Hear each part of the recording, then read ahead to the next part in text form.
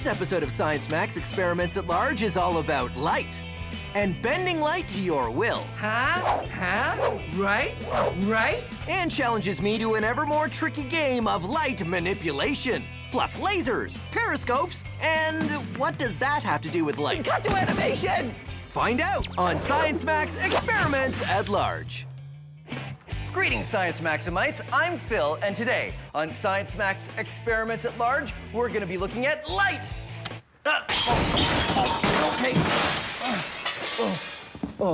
Okay. Stay. That wasn't supposed to happen. I was supposed to press that button, and there was supposed to be all these lasers and special effects, but it didn't. Well, today on Science Max Experiments at Large, we're not going to be doing one experiment. We're going to be doing a number of small experiments because we are going to do a light manipulation challenge. I'm going to get an expert, and she's going to challenge me to a game of light manipulation because I am the master of light. Oh. Well, at least the green lights are working. And okay, forget it. I'm just gonna turn it back to normal. Come on, I'm gonna work on that later. I'm gonna need an expert to help me though. Oh, I know, Anne would be really good at this. It really does look kind of weird in here, doesn't it? Oh, well.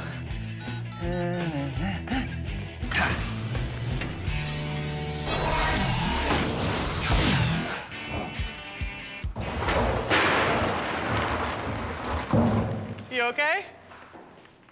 Hi. Hi, Ann. Phil. Yeah, I couldn't see what I was doing. Here's your lab coat. Oh. Thank you for coming. Great. Now, you're from Let's Talk Science, right? Yes, that's right. All about science education, just like us. Now, you're gonna challenge me to a light manipulation game? A light manipulation game. I've been working on a series of challenges since last time we talked. Each Awesome. a little more difficult than the last. Well, this is gonna be great, because I am the light manipulation master. Okay, well, we'll see about that. Okay. Challenge number 1. Take a seat. Oh, that's easy enough. I have written something on the back side of this ball. Okay. And I'm going to challenge you to read it. Okay, well, I'm ready. I might be able to read it from here. Let's see. All right.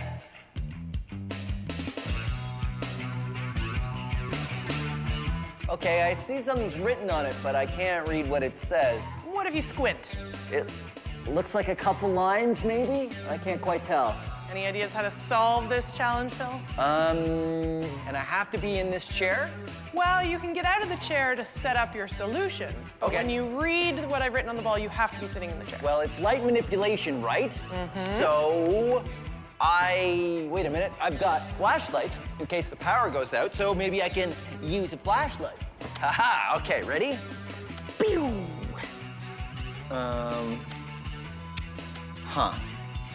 Doesn't seem to make it any easier to read. Yeah, I got nothing. Did you give up already? No, of course I don't give up. I told you these were going to be challenging. This is nothing. I will figure this out. I don't know yet. You're going to have to get creative. I don't know yet, but I will think of something. Okay. Okay, I will be back. Here, hold the flashlight. Not looking. I'm gonna go this way. I'm going to wait right here. Okay.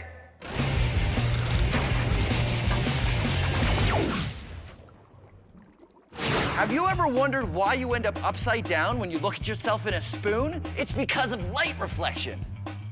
Light is made of photons. Let's say that these tennis balls bouncing off this wall are photons of light. Now, when the surface is flat, like a mirror, the photons, they bounce in and straight back out again. But when the surface is curved, the photons don't go straight out, they get reflected. So now, this photon is going over there, and if we had photons on this side, they would I don't even know where those ones are coming from. Then, okay, so we got photons on this side that are going that way, and photons on that side that are going this way. So the top becomes the bottom, and the bottom becomes the top, and that's why you look upside down when you look at yourself in a spoon. Okay, cut to animation, cut to animation! A lens works by changing the direction of light too. Lenses are made out of curved pieces of glass. When the photons of light pass through the glass, the curved surface makes their paths change. What was only this big before becomes this big when you see it. Lenses are used in microscopes to see things that are really small, or in telescopes to see things that are very far away. Both times they are making something small appear large. Anne has challenged me to figure out how to see a small object far away, and using a lens is my solution. Check it out. It's a giant magnifying lens. And I'm gonna use it to magnify the ball so that I can see it. Sounds great. All right. I set the lens in front of the ball, which Anne has turned so I can't see what's on it. I add a light. Shine it on the ball so that it's a little bit better illuminated. And then sit in the chair and ask Anne to move it so it's aligned. All right, so bring it to your left. Yeah, keep going, keep going. Keep going, right about there. Try bringing it closer to the ball. Okay, wait, that makes it smaller. Try bring the lens away from the ball. Ooh, wait. Try a little bit further. Ooh, ho, ho, ho. You're ready for me to spin the ball around? Yep. Okay. It says 71. Nicely done. Easy, solved. Wait. What? That was just the warm-up. Oh yeah? Yep. You ready for challenge number 2? Challenge number 2! I've got another ball. Okay. With something else written on it. Wait, are you coming back? Nope. Huh, but I can't even see you from here. Like how am I, huh? You're gonna have to manipulate the light. I have to see around a corner? I have to see around a corner. All right, I'll think of something.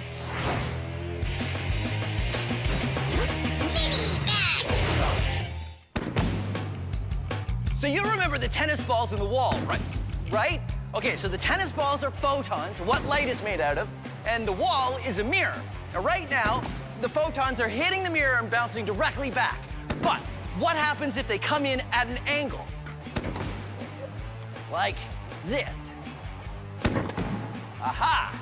Those photons are reflecting off the mirror and going that way, which means if I want to see what's emitting those photons, I can see it from here. The same thing happens when you look in a mirror. Oh, okay, mirror. Whoa. The mirror reflects the photons over here. I can see the tennis ball launcher in the mirror, which means if there was a barrier, between me and the tennis ball launcher, I can still use a mirror, and the photons would reflect off the mirror and come straight to me, which is how you can use a mirror to see around a corner. In fact, periscopes work the same way. Let's make a periscope right now. See, hey, it's dark in here. Oh, right, because I'm gonna show you my laser. So the light from my laser bounces off this mirror in a straight line. Haha, reflection. We can use the power of reflection to make the light go where we want it to. We're gonna build a periscope. Submarines use periscopes because it's hard to see when you're underwater. A submarine will extend a periscope up above the water. The image up here gets transmitted down here. So someone looking through the periscope underwater can see what's going on up on the surface. And here's what you need to build it. 2 cartons of milk, 2 small hand mirrors, scissors or a craft knife, a pencil, and science tape, which is the same as regular tape, except you use it for science. And remember, if I go too fast, you can always find these instructions on our website. Step 1, cut the tops off your milk cartons. Take your mirror and trace out a rectangle as wide as the mirror, then cut it out. Put some science tape on your mirror and stick it in the carton at an angle. Then put a piece of tape on the inside. Then Get the other milk carton and do the same thing. Put a mirror on the inside and then stack the milk cartons together. But don't stack them with the holes on the same side. Make sure you stack them with the holes on opposite sides. And here is what's going on inside. You've got your two mirrors, and one is angled like that, and the other one is angled like this. Light from what you're looking at comes in, hits that first mirror, goes down to that second mirror, and goes to your eye. You can use it to spy on people from below the table. Or from around corners. So there you go, your very own periscope using light reflection.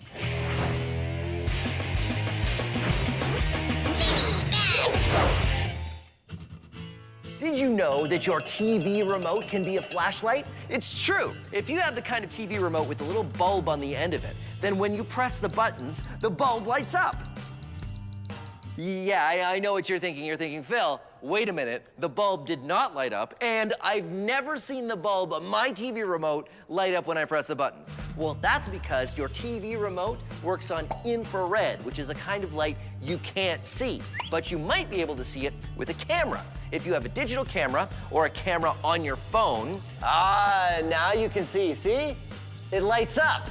And because infrared light works the same way as visible light, in that it will bounce off a mirror, here's an experiment you can do at home.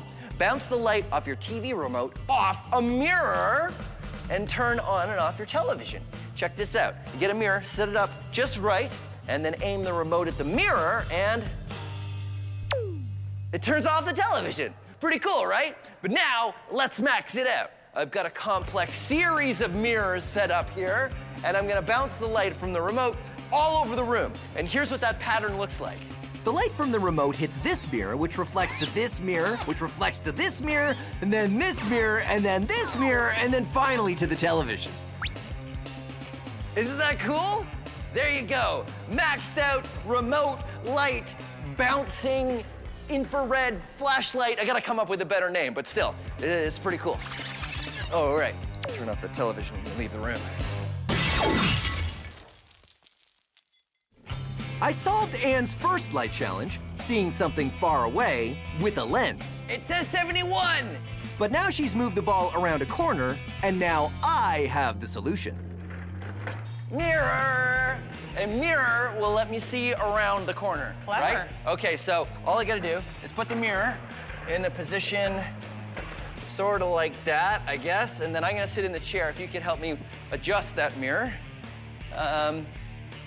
Keep going that way. Keep going. Yeah, stop.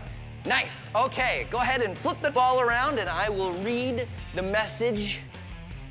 It is too small. I can't, okay, I've solved this problem though. Okay, flip it around.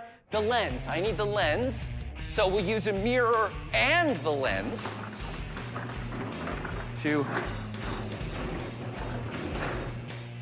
good. Yeah, okay. I'm gonna sit in the chair. You're in the chair. It is backwards. Oh yeah, a mirror inverts the image, doesn't it? Mm-hmm. That's okay, I can solve this. All I need, whoa! Other mirror is all I need to solve this problem. So if I take this mirror and I put it here, let's see, there it is. It says 42. Nicely done. I Nicely am done. ready for anything. What do you got planned for the hardest challenge? Are you sure you're ready for this? Totally. Challenge number 3. Challenge number 3 starts now. What? Wait. No. This is a light challenge. How am I supposed to do a light challenge if it's dark? You have to get creative. But it's dark. Well, okay, no problem. I will think of something. I will be back. Okay. Okay, careful. I'll be waiting. Careful.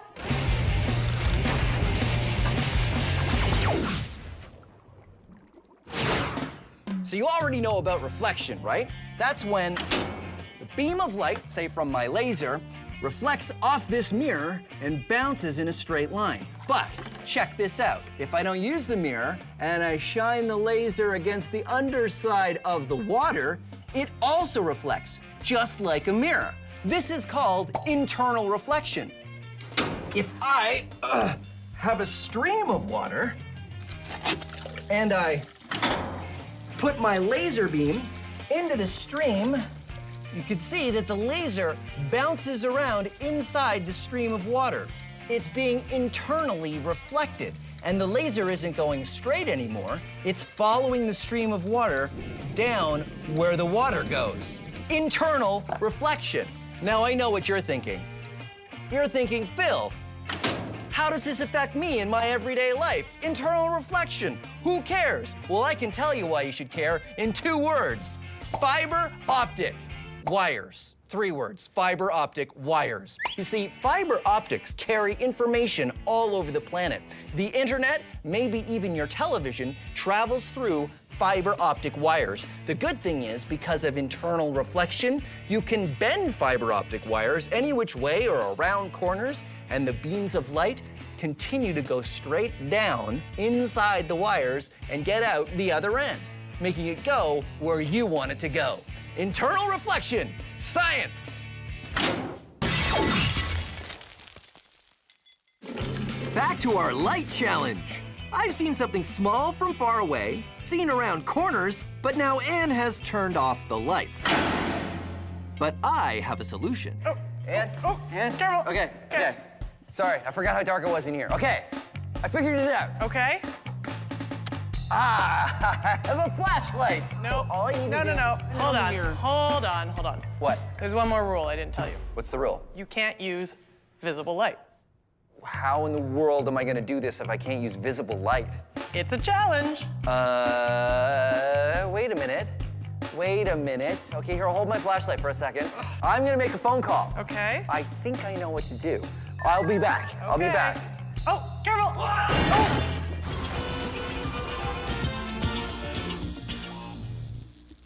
Oh, hey, good to see you. Speaking of seeing things, let's talk about the rainbow. All the colors of the spectrum organized in a beautiful pattern. But what are the different colors? I mean, what makes them different?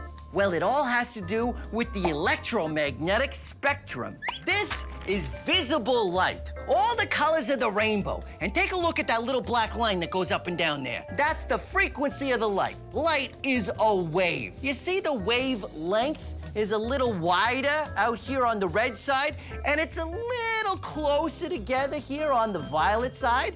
That's because every color of light has a different length of wave or wavelength. And that is what makes them different when we look at them. But if you think that's all there is to the electromagnetic spectrum, then you're mistaken. So what happens over here on the red side? Does it keep going? Yeah, it does. What? Look, we got infrared here, and then we got microwaves. These are the same kind of waves you use in your oven. And then we got radio waves, which are the same kind of waves you use in your radio. They're all part of the same thing as visible light, huh? Let's take a look at the other end. Remember these short wavelengths over here beside violet? Well, does that keep going? Yeah, if they keep getting shorter, you get ultraviolet, and then X-rays, and then gamma rays, huh? Pretty amazing. And look, it's all connected. From radio waves to gamma rays to visible light in between, it's all frequencies of electromagnetic radiation. How is this staying up? So everything outside of the visible spectrum is invisible, right? Wrong! Ha-ha! Bam! Huh? That is an X-ray, a picture we can take using this part of the spectrum. We can use special cameras to see outside of the visible spectrum. Huh? Huh? Right? Yeah. Okay, you got it. Huh? And look at these. These are night vision goggles. They help you see in the dark. They use part of the spectrum called infrared. For those of you keeping score, that's this part of the spectrum right here. Pretty neat, right? I would sell you these, but they're already spoken for. Oh, and here he comes now. Hey, Sal. Hey, how you doing? You got those goggles I ordered? Yeah, go ahead, help yourself. Thanks for putting them aside. Can I put them on my tab? Yeah, no problem. All right, thanks, Sal. Okay, see you later. Nice kid. He's always in a rush, though. Phil, is that you? Yeah, Do you need the flashlight? I don't. Turn it off. I could totally make my way over to you. Oh. I can hear you. Yeah, I'm right here. Oh. Right here. Hi. Because I have night vision goggles. Ooh, check it out. Oh, cool. Pretty cool, right? That's awesome. So here's the spectrum again, and here's visible light. My night vision goggles use infrared, this part of the spectrum here with wavelengths just a little bit longer than the red we can see. Outside of the visible light spectrum. All right, I would say that's allowed. No visible light, and I will see the next ball. Have you got it set up? I set it up while you were out. Okay, good. I'm gonna sit in the chair and see if I can see it. Okay, here we go. Oh wow, I can totally see everything. Can you tell me what the ball says? It says you win. Nicely done. So let's recap. This challenge is the same as the last challenge. The light from the ball was magnified by the lens, sent around a corner by reflecting it off a mirror, and flipped back around by using another mirror. But this time it's dark. So, using infrared light, thanks to my night vision goggles, I was able to see the ball and win the game. The light manipulation challenge is done. Science Max experiments at large. Time to turn the lights back on. Yep, absolutely. Huh. What did you do back there? I guess we blew a fuse or something. Uh-oh. These are night vision goggles. They use some of they use some things that I cannot pronounce. Have this container of water. Whoa! And I make it stream.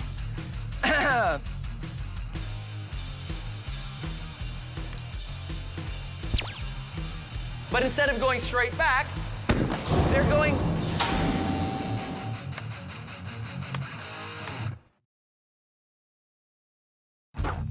Have you ever done a science experiment and wondered what it'd be like if you did it big? I have.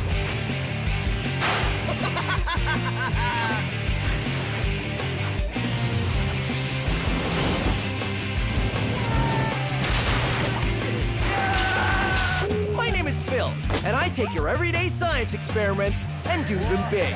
This is Science Max, experiments at large. Science Max!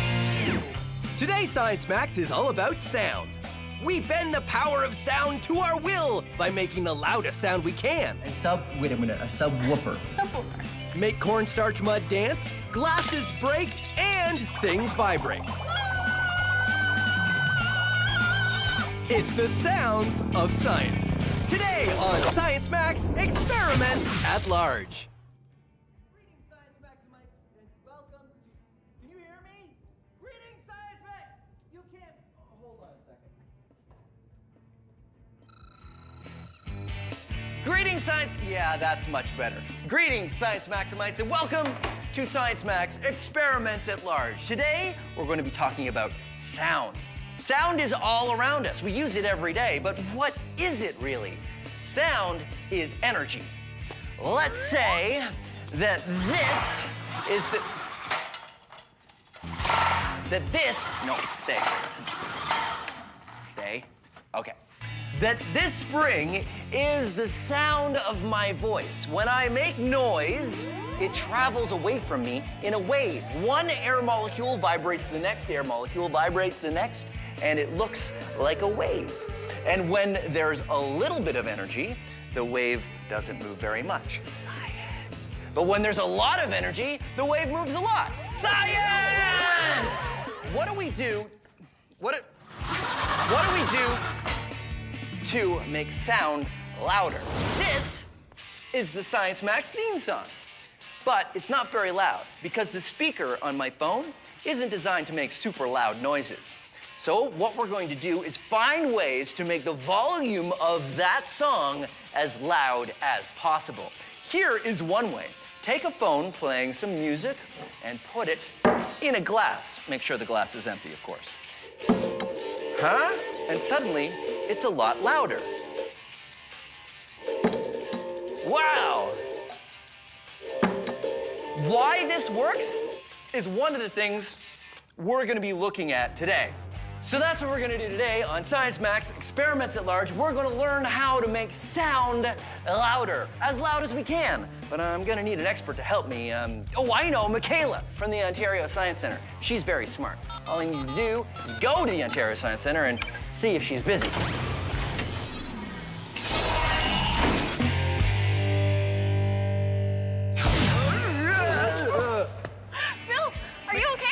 Michaela, it's good to see you. Nice to see you too. That was weird. I was wondering if you could give me a hand with an experiment. Oh, I'd love to, yeah. It's a sound experiment. Sounds awesome. Right on. Okay, we'll take the portal. We'll go back to Science Max headquarters. Oh, we take the portal? Cool. Haven't you taken the portal before? No, don't you remember? It wasn't working last time. Oh, well, it's Is it working? fixed this time. Yeah, no, it'll be great. Trust me. Here we go. Whoa. What's going on, Phil? Is everything okay? Usually when I come through the portal, I land on something or something falls on me or... Not today. It's your lucky day. I guess so. Safe landing. Safe landing. Nice. High five. All right, so let's get started. Okay, cool.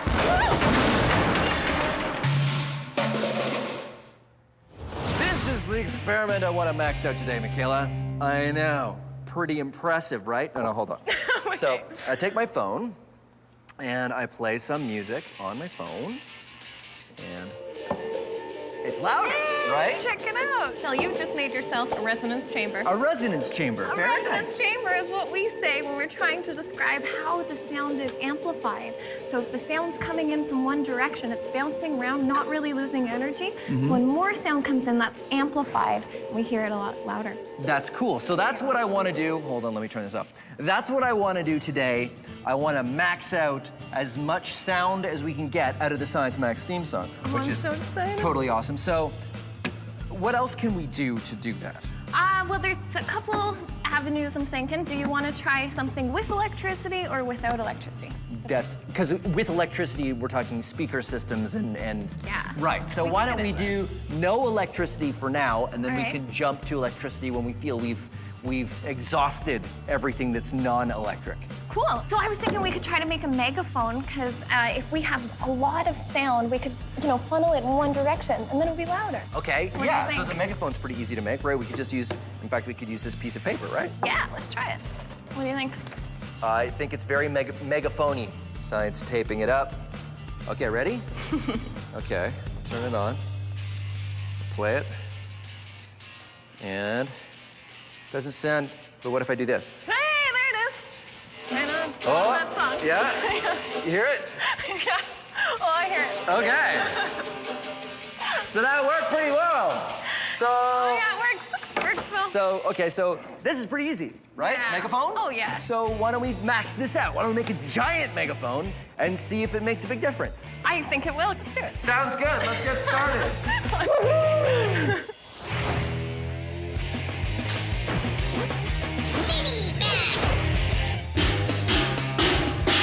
All sound is vibration, but it's really hard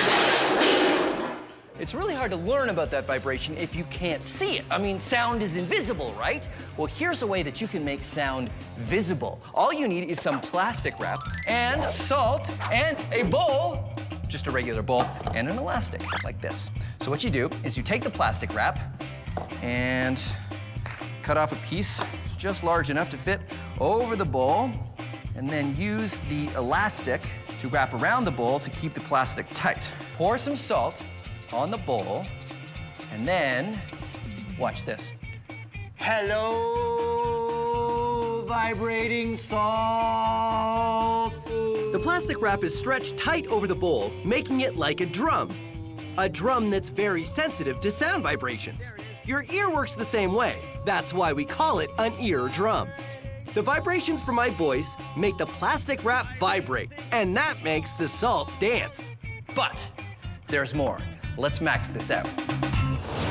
This is a Chladni plate, and what it is just a piece of metal on a platform that vibrates up and down to a frequency which I can program with this dial here. And when the sound waves vibrate the plate, they can interact in ways that make the sand form interesting patterns. Take a look. The sounds I'm generating vibrate the plate, make it move like a wave. But when the vibrations reach the edge of the plate, they bounce back and interact with the other waves going the other way. The way these waves interact at different notes is what causes the sand to make these different shapes. So this is great, but you know what? We can max it out even more. Maxing it out even more.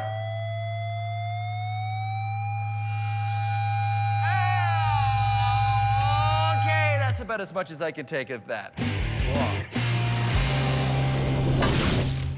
So Michaela and I are on a quest to make the loudest sound we can. The first step is to make things louder without using electricity. We've looked at a resonance chamber, and now we're going to make a large megaphone. Sounds can be amplified by bouncing sound waves around in a space. When I put my phone into the glass acts as a resonance chamber.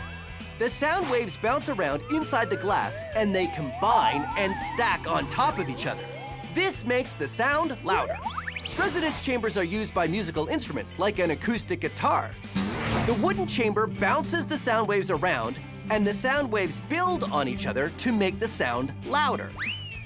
A megaphone bounces sound waves as well. Instead of going off in all directions, a megaphone makes the sound waves all go in one direction. That's one of the reasons why a megaphone makes sounds louder, but only when it's pointed at you. So will a bigger megaphone work better?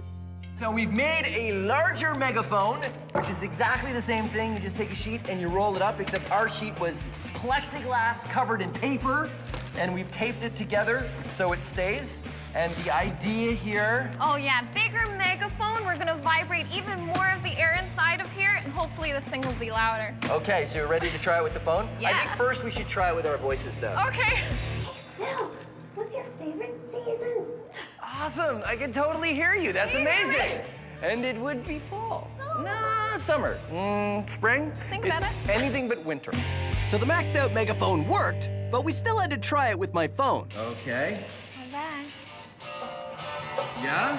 Oh yeah. Oh, definitely. How about now? No, not so much. Not so much. Oh yeah. Nope. Nope.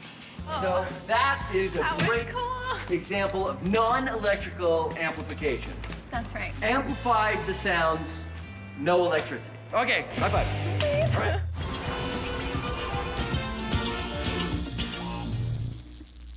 Come on, make some noise!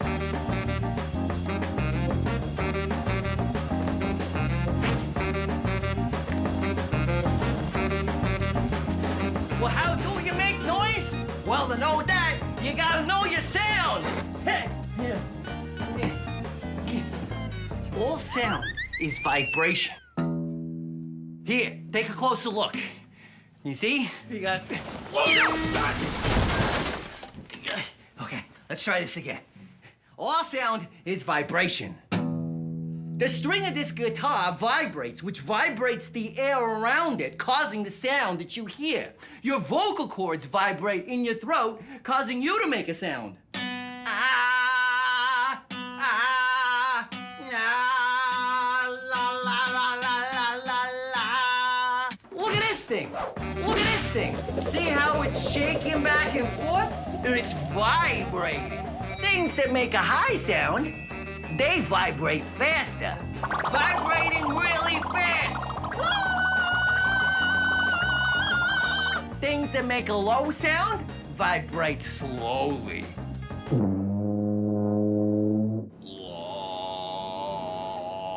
High note, vibrating fast. Fast.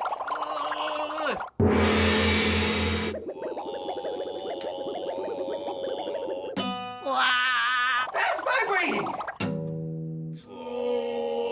And now you know your sound.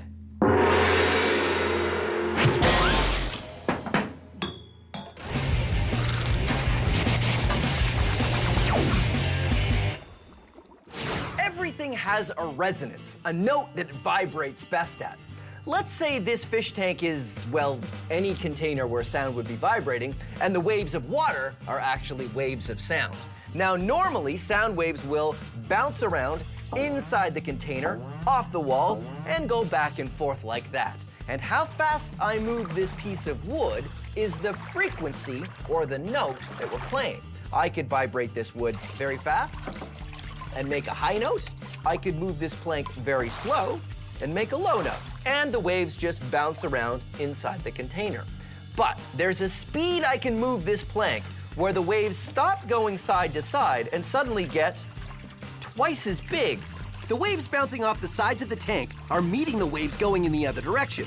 But what we end up seeing is peaks of the waves not moving side to side, just going up and down, like you see here. This is the resonant frequency of this container. So, let's max this out. Say I have a wine glass, and I wet my finger, and I rub it around the rim. It vibrates at a certain note. That note is the resonant frequency of this wine glass. So what would happen if we were to play that note back to this wine glass really, really loud? And yes, this is something you should not try at home. This note makes the glass vibrate the most. Finding the perfect note things vibrate best at is great for musical instruments, but it's not great for this wine glass. The sound waves are causing the glass to vibrate a lot. And because this glass is delicate, it can only vibrate so much before it breaks.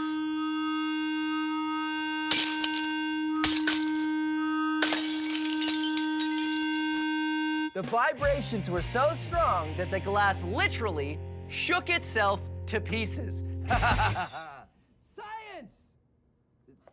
Sorry. Science! Oh, wait. Science! Michaela and I have tried a resonance chamber and a giant megaphone to make sound louder. Now it's time to move on to the next step of the plan, using electricity to help us amplify sound. And that means speakers! So, speakers that you have at home, 3 different speakers here, right? Looks 3 different really busy. cones. Yeah, there's a lot going on. So, what's the deal? Well, here at the bottom, we have a subwoofer. Wait a minute, a subwoofer. Subwoofer. So it's a woofer, the word is woofer? Yep. And it's, okay, so it's for dogs. Right? No, a subwoofer is for low notes here in our speaker. Ah. At the top here, we have a tweeter. So it's for birds. It's birds, dogs. So let me guess, low notes? Yeah. Tweeters, high notes? High notes. And then we have this guy here in the middle, and that's called your mid-range speaker. Oh, that's not nearly a cool name. Now we have speakers, we've taken a look at that, but why don't we take one apart, Cool. right? Yeah, let's do it. I've got this one here that I spilled juice on, so it doesn't work anymore. So I've kind of taken it apart. So Cool. it's got, Oh, man, that's awesome. okay, so it's got the cover. That's cool. So what I find interesting is there's the speaker and the wires, right? Because it's electrical amplification. But check this out. This is just a ring to hold that on. And the rest is just an empty box. We know what that is. Resonance chamber. That's right. So that's why it's an empty box. So Let's take this apart too, see what's going on. So that's the paper cone, right? So that's that's the drum, I guess. It's like your eardrum, the thing that vibrates. Yes, Yeah. this whole thing vibrates. So this whole thing. That's for electromagnet. When we turn this on, the electromagnet goes on and off, and it's causing this whole thing to vibrate. So that's how it works. It's the electricity turning the electromagnet on and off. Exactly. And it's on and off and on and off and on and off and on and off. And then it makes it vibrate at certain speeds, right? Hertz. The number of times it vibrates per second is hertz. What we could do is we could max it out with the speaker and plug the phone into the speaker. But this step does not feel like Science Max to me because anybody can do that, right? Yeah. You can just turn up your television right now, and that's pretty much the same kind of thing. We need electrical amplification, but maxed out. Max it up. What are you thinking? Okay, so I've got a friend, and he's got a stereo system that he built, put together, and what he does is he tours different cities. So he said he'd bring it by Science Max headquarters. He's gonna bring it here? We gotta go outside. We can see this thing. And it's very loud, so we have to go outside. When's he coming? Right now. All right, let's go check it out.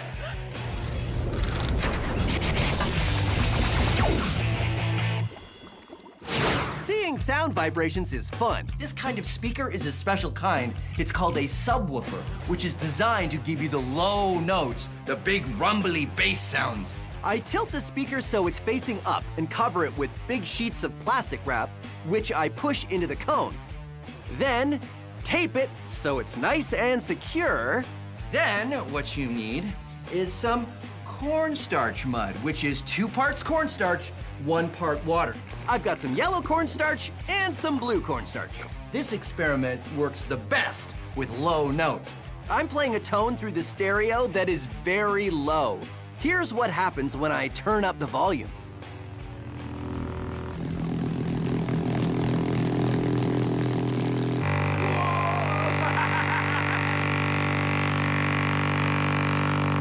It's alive!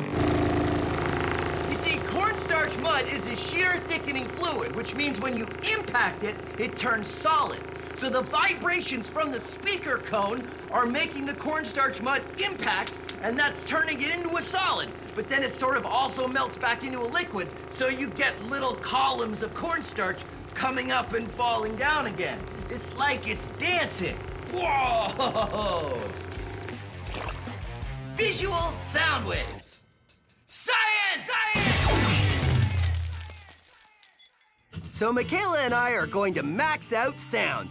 To do that, we need a maxed out sound system. This is gonna be amazing. This so is gonna be super maxed out sound experiment. This is so James, pumped. Michaela. Hey, James, how are you? Thanks for coming, buddy. Nice to meet you. So, tell us about your speaker system. It looks a lot like a vehicle.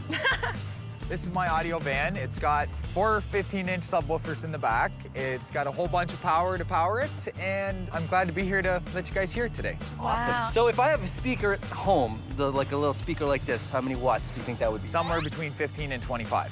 15 and 25 watts. Yes. And you've got 4,000. Yes. So that's a lot more. Yeah, quite a bit. And subwoofers, they play low notes. Yes.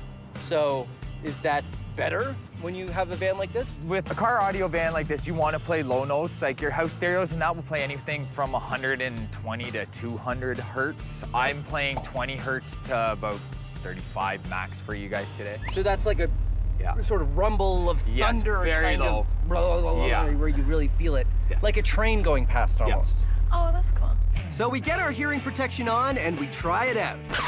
I know what you're thinking. Phil, what's the point of having loud music if you can't really hear it? Because we've gone from listening to music to feeling it.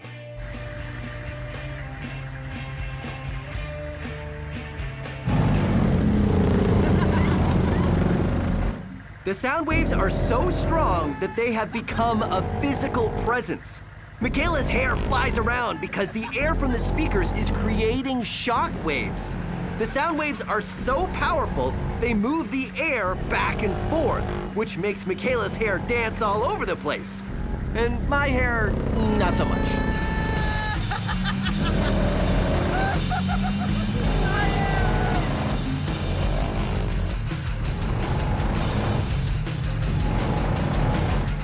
I'm totally jealous of your long hair. Yeah, you need to get longer hair. Okay, hold on, I'll go right. Okay. Whoa! Science Mac, experiments at large, super sound! High fives. Okay, ready to go again? So cool. Yeah, let's do it. Okay, we go.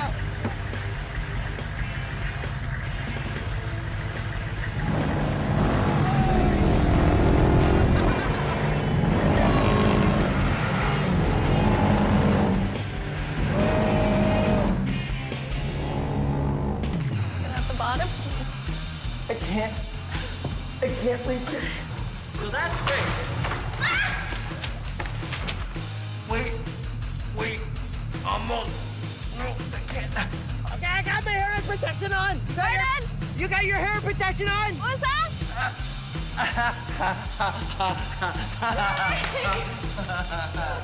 Hello? Oh, hi, Mom. No, I'm shooting the show right now. I can't. Science. Have you ever done a science experiment and wondered what it'd be like if you did it big? I have.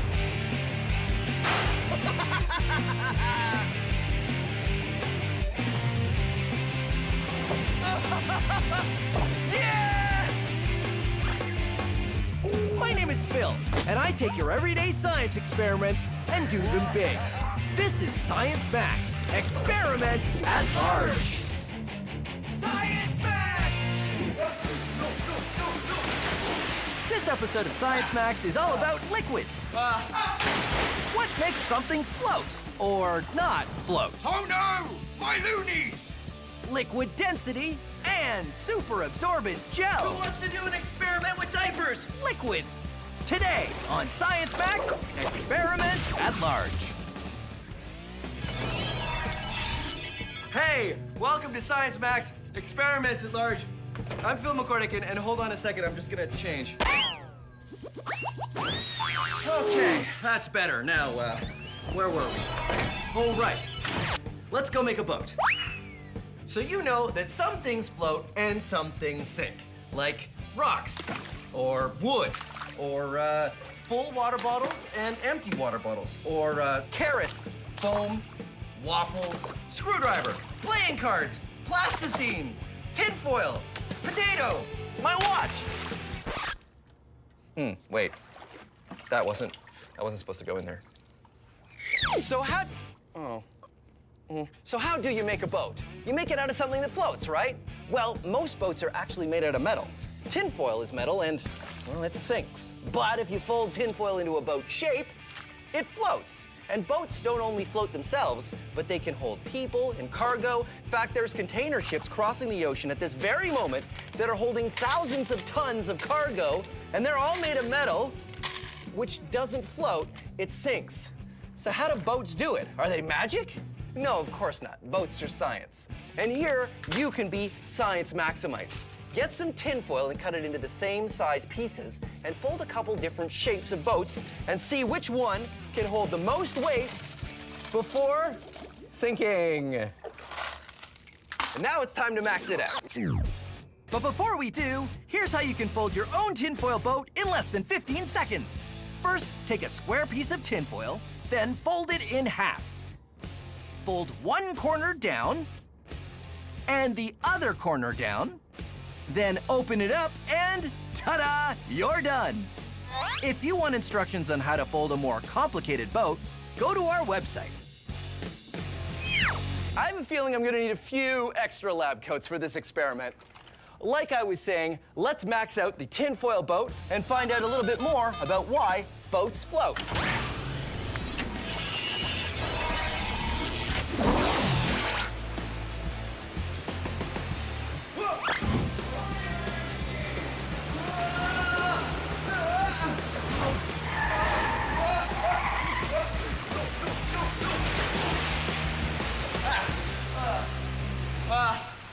Okay, well, I'm here at an indoor pool, which is not, I wasn't expecting to be in the pool just yet, but this is where we're gonna build our giant tinfoil boat, so why not?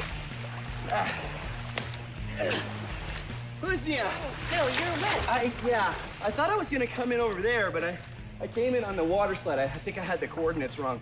Anyway, this is Husnia, and she's from Let's Talk Science, which is all about science education, right? Yes. Just like us. So you're gonna help me max out the tinfoil boat.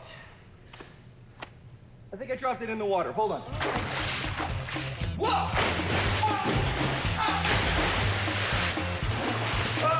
Here. Where? Here it is.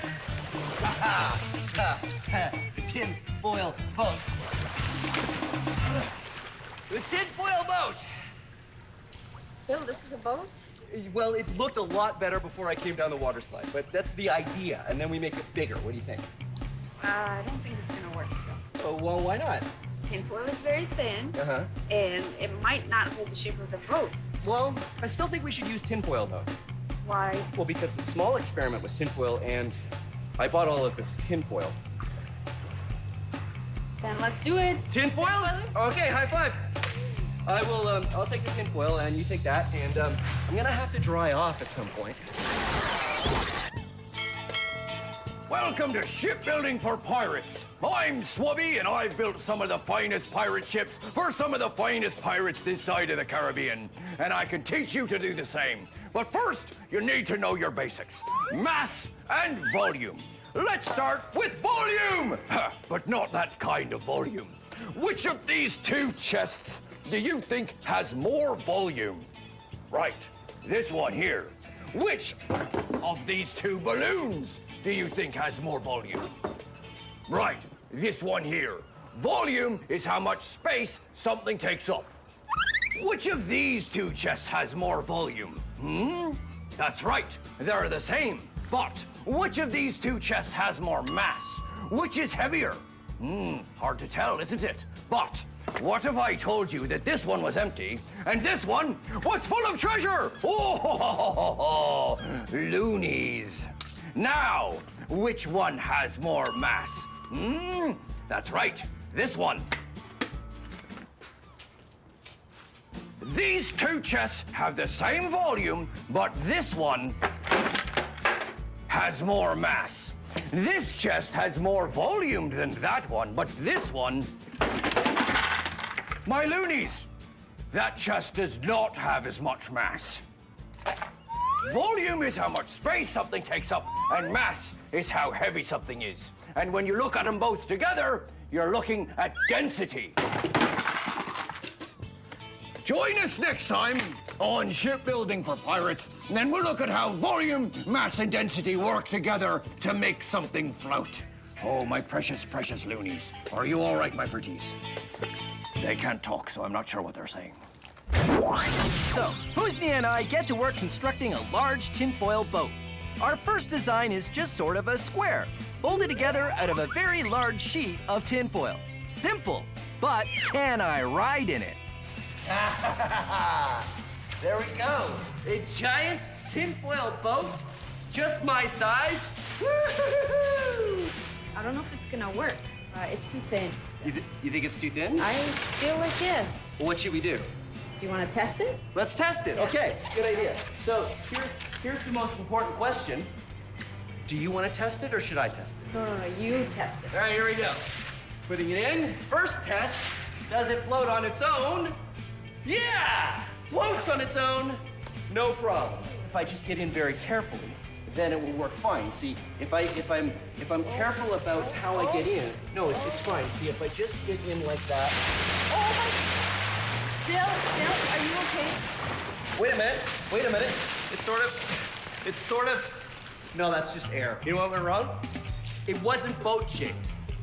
I think if we make it look more like a canoe, because canoes float, if we make it look like a canoe, it'll work great. No, Phil. We need some support. If we add a couple of structures in between, then we add support to it. I'll tell you what, let's make a boat like I want to make and a boat like you want to make, and we'll see whose is the best. That's a good idea. Okay, let's do that. All right, let's do it. Welcome back to Shipbuilding for Pirates. I'm Swabby, and now we know what volume means, what mass means, and that together it can tell you something's density. Now let's find out why things float. Let's say we're out to sea and my treasure chest gets swept overboard. Oh no! But it's all right. It floats because it pushes enough water out of the way, displaces it to carry its mass. But what if my treasure chest had more treasure in it? Well, we're giving it more mass, but not more volume. Too much mass and not enough volume, and it will sink. Oh no, my loonies! You need more volume if you want to float more mass. And that is why things float. I'm Swabby, and thanks for joining me on Shipbuilding for Pirates. So, the first version of the tinfoil boat didn't work out too well. Like that. But my idea is to build a tinfoil boat more like a canoe to see if a different shape makes any difference. Tinfoil canoe! Very Canadian. Very Canadian. The canoe part, anyway. I don't know about the tinfoil part. So, Husni and I had a bit of a disagreement of why the last boat didn't work. I thought it was because it wasn't shaped enough like a boat, so this one looks like a canoe. What I thought is that it requires some structure. Structure so that it wouldn't fold together. That's right. And we'll see how it goes. All right. All right, here we go.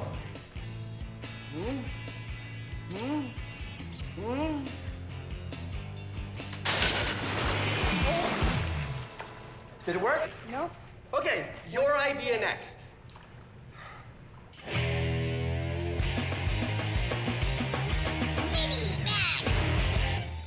Did you know it's easier to float in salt water, like in the ocean, than it is in fresh water, like a lake or a pool? That's because not all liquids are created equal. They have different densities. This is fresh water, or it doesn't have anything in it. And this is sugar.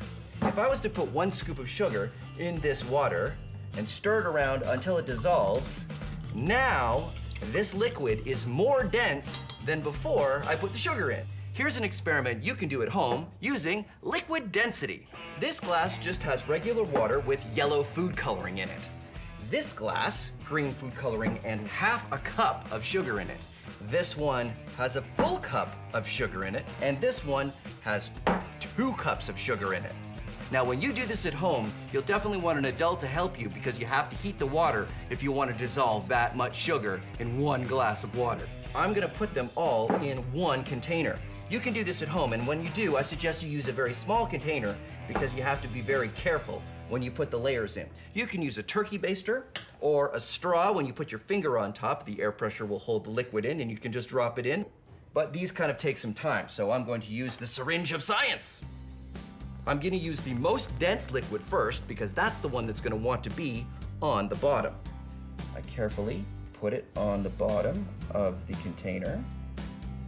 The next layer, be very careful. And you'll see that the red and the blue aren't mixing because they have different densities. The blue is heavier than the red. We'll add the green, and you can see even when it drips into the red, it comes back up to the top because the green liquid isn't as dense as the red liquid, and the denser liquids push the lighter liquid up. And now we're gonna add the yellow, which of course has no sugar in it at all. And there you go. All the layers stay separate. If you put it on a light, you can really see it. Liquid densities. Now, let's max it out.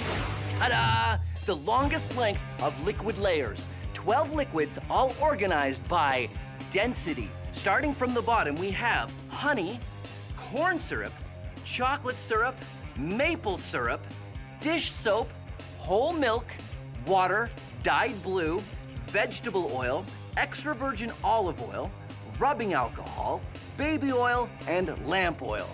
Liquid density. I really want to mix it up, but it took me a long time to make this, so I'm not going to. Our first 2 attempts at a tinfoil boat haven't gone so well. Husnia's idea is to make a tinfoil boat and add some more structure, because the tinfoil just wants to collapse when I get in it. So we start with a large piece of cardboard on the bottom, then we wrap the tinfoil around it and shape it into a boat. After that, we add some supports across the top to stop it from folding in when we add my weight to it. This boat feels a lot stronger than the one I was just in. I told you. So how does all of this work? So we got some support using broomsticks and then some cardboard paper. And then underneath we have cardboard. And so how will all of this help the boat not sink with me in it? Right. The broomsticks will prevent it from folding this way and you won't sink. Good. The cardboard will prevent it from folding this way and you won't sink again. Not sinking is my favorite thing to do in the tinfoil boat. All right, so let's try it. Let's do now, it. Are you gonna get in this one? I'll tell you what, Phil. If you get in and you don't sink, I'll go after you. Deal.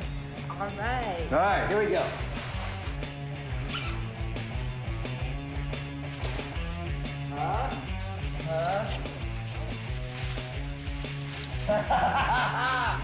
It's sort of working. Oh no, water's coming in.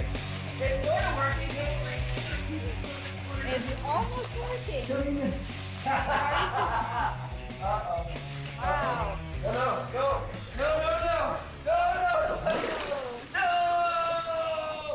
No! Hold on. 1, 2, 3, go! Another thing I learned is that a very light tinfoil boat can be very heavy when it's full of water. I don't know if fixing it is in the cards. I think we're gonna have to build another boat. So what do you think we should do? Let's add more structure. More structure? Oh, yeah. What if we add like a metal rod around the outside and maybe some more metal rods and ribs? And we wrap it all in tinfoil, and you think it'll work? Let's give it a try. Let's give it a try. Don't worry about it. I got this. No, I'll get it. I'll get it. Sure?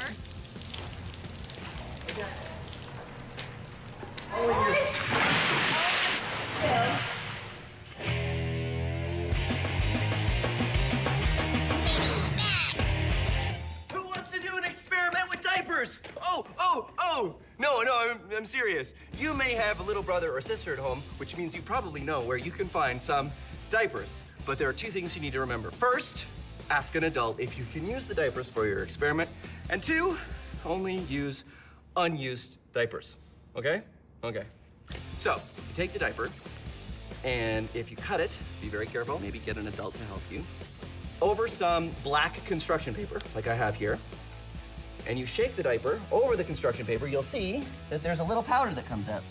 And this is the secret ingredient. This is super absorbent gel. What it does is it soaks up all the liquid, and diapers are full of them.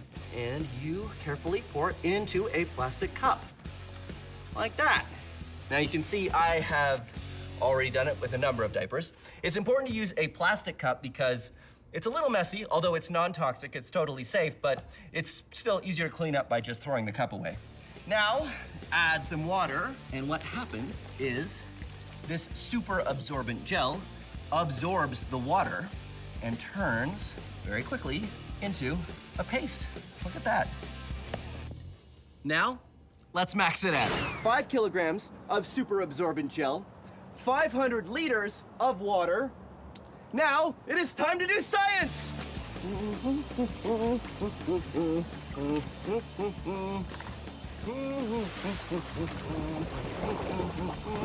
And I have my own stir stick.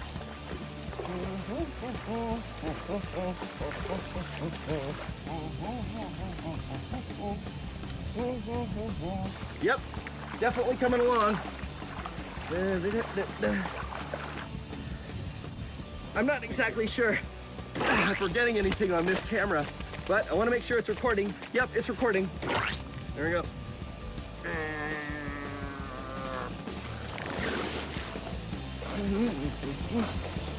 It is definitely turning solid. Well, there you go. The giant super absorbent gel experiment.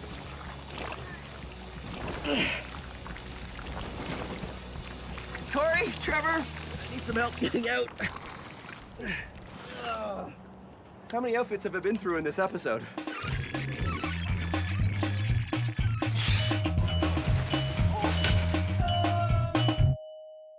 How many outfits have I been through in this episode? Anybody have a towel? There you go. Thanks, buddy. That's great. Husnia's idea of adding structure to the tinfoil boat was definitely right. We just needed to go further. So we did it again. This time, we made a much larger boat. We started with a sheet of cardboard, then wrapped the tinfoil around and added some metal supports taped to the cardboard across the boat this way to make ribs, as well as some other supporting pieces in the front and the back. Then another metal rod all the way around the top, and finally, supports across the middle. All right, feel how strong it is.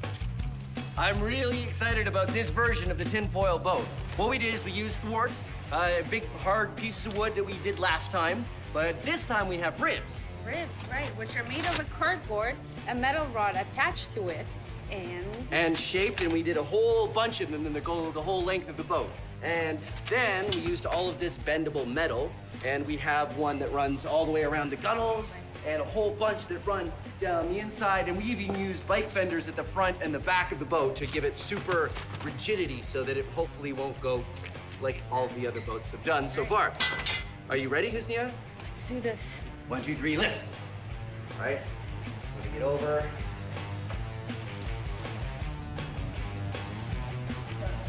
It floats, but that doesn't tell us anything because they've all floated at this point. It's only when I get into it. Okay, here we go. All right.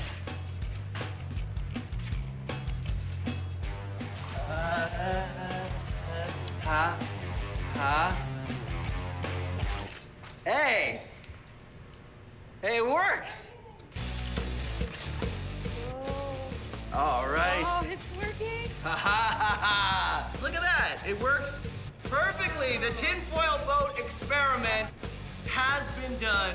Science Max, experiments at large. What do you think, Husnia? The only reason I got into this boat is I knew it's gonna work. Really? Oh, yeah. So you knew you would never get wet?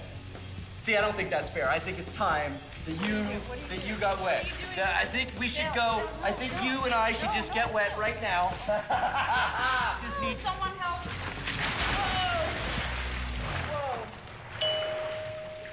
You're still dry iron.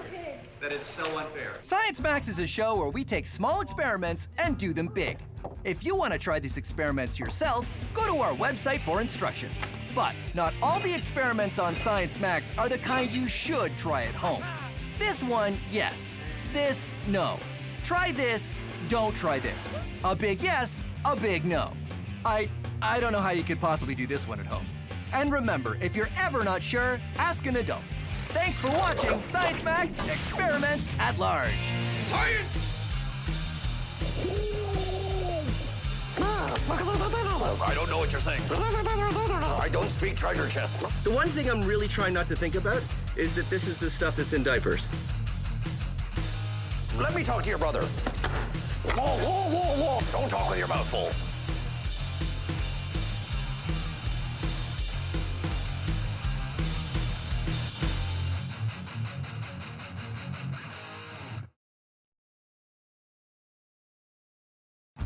Have you ever done a science experiment and wondered what it'd be like if you did it big? I have.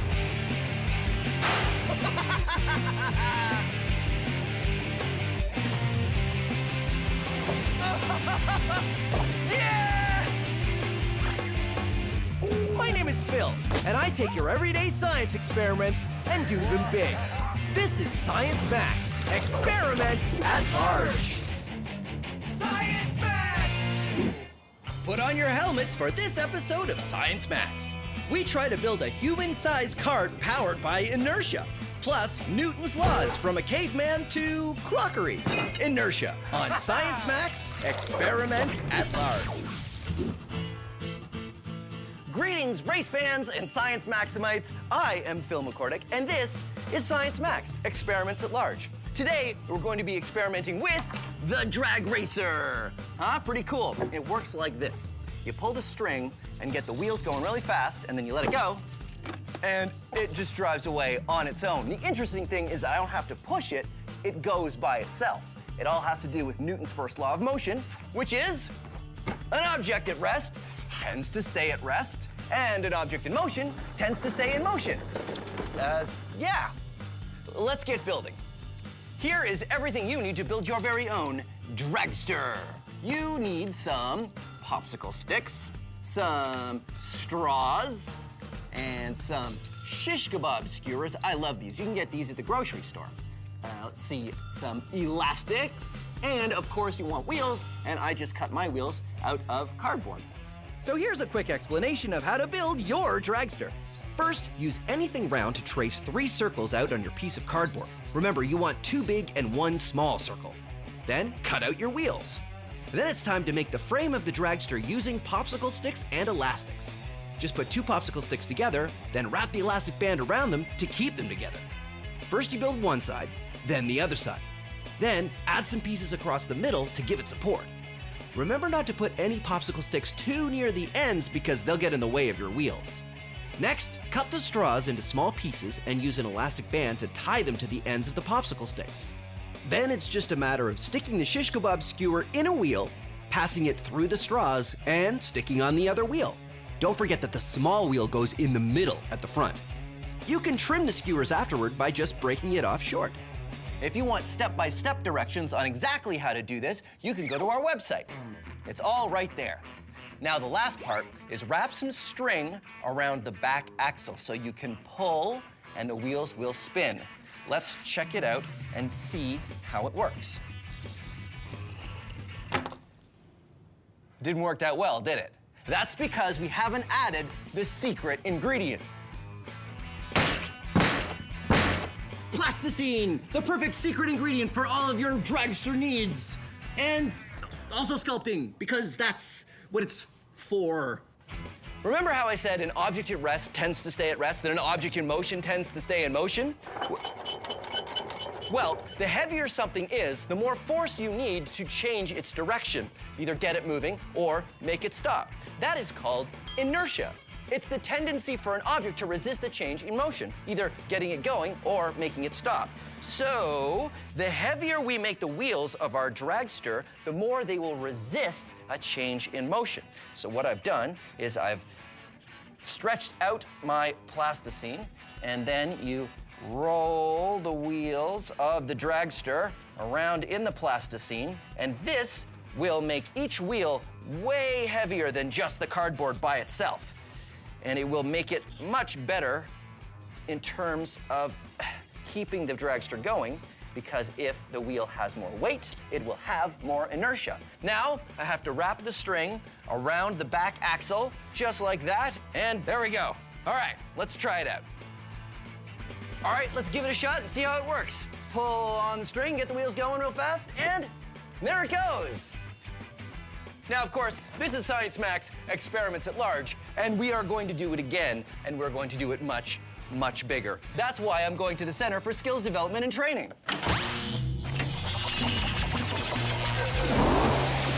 I thought it was bigger.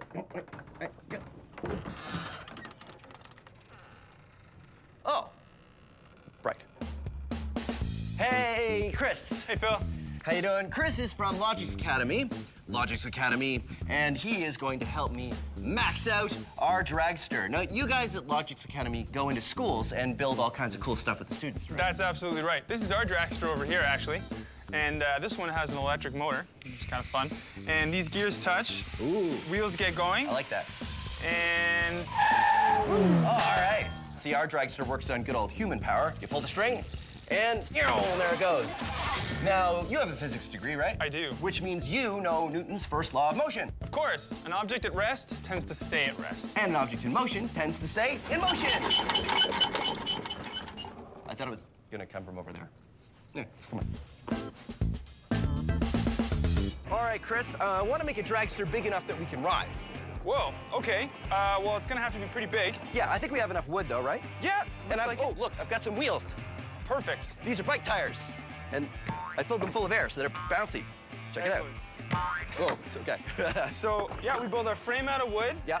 attach the tires on, and then find a way to get them spinning. And if the tires are spinning, Yeah. we don't actually have to push the cart because it'll just go on its own? That's the idea. The inertia should carry, in the wheels, should carry us down the track. So in this case, the object in motion is the wheels. That's right. And it wants to stay in motion, which means that when it hits the ground, it'll push the cart. And hopefully us too. And hopefully us too. All right, let's get building. Let's do it. So Chris and I get to work building the dragster. Our maxed out version is gonna look just like the popsicle stick version. A triangular frame with 2 large wheels at the back and a small one at the front. What's more, we're gonna do the same thing to get the wheels spinning. We're gonna attach a rope and give it a pull. When we drop it down, the inertia of the wheels should make the dragster take off.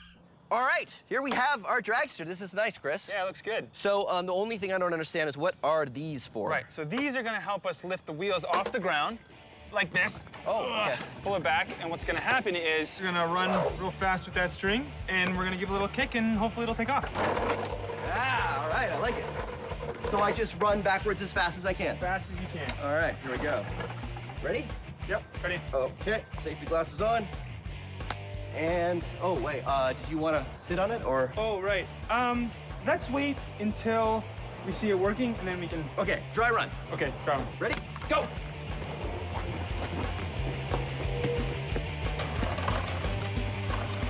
Run, Phil. And go! Yeah! So here's what happened. Remember, the cart has no power of its own. It was able to drive away from a stop using the inertia it got from its spinning wheels, and a little bit from Chris's kick. That worked pretty well. That was awesome. Yeah. I think we can make it go even better. You think so? I just think we need a bit more speed.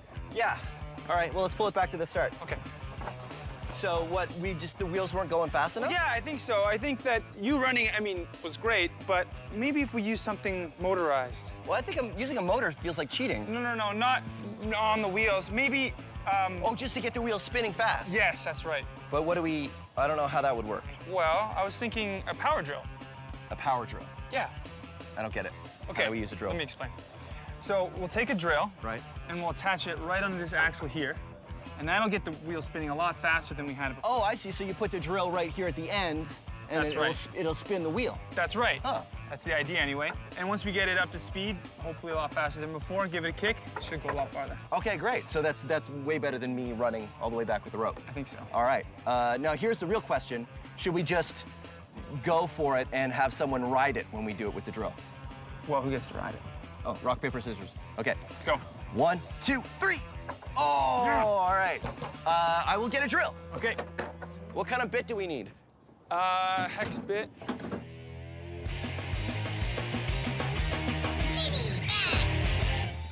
Here's a fun experiment you can try. If you have something heavy, like this glass of water, and you put it on a piece of paper, you can experiment with inertia. If you move the paper slowly, the glass moves with the paper, because the friction between the paper and the glass is enough to overcome the inertia of the glass. But if you move the paper quickly, the friction is not enough to overcome the inertia, and the glass stays put. And now, let's max it out.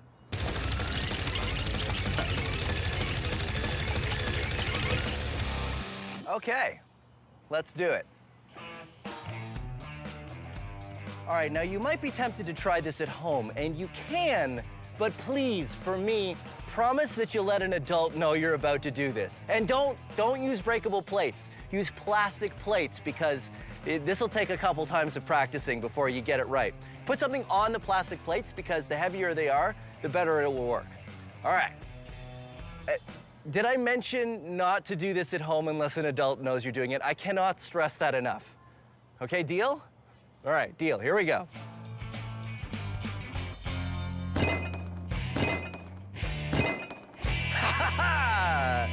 And there you go. Newton's first law. Thank you. Our dragster worked pretty well. But now we're gonna try sitting on it and seeing if the inertia of the wheels is enough to accelerate the dragster and the human rider. Because we're gonna need a lot more inertia, we're gonna make the wheels spin even faster using a drill. All right, power tools! Yeah, power tools! Woo! Yeah! Sorry.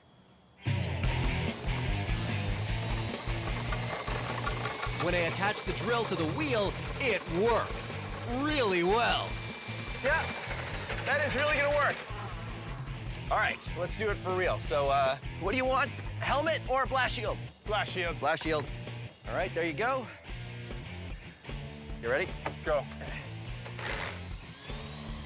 There you go. Whoa, man. Okay. Remember, the faster the wheels are spinning, the more inertia they will have. Ready? Ready. And...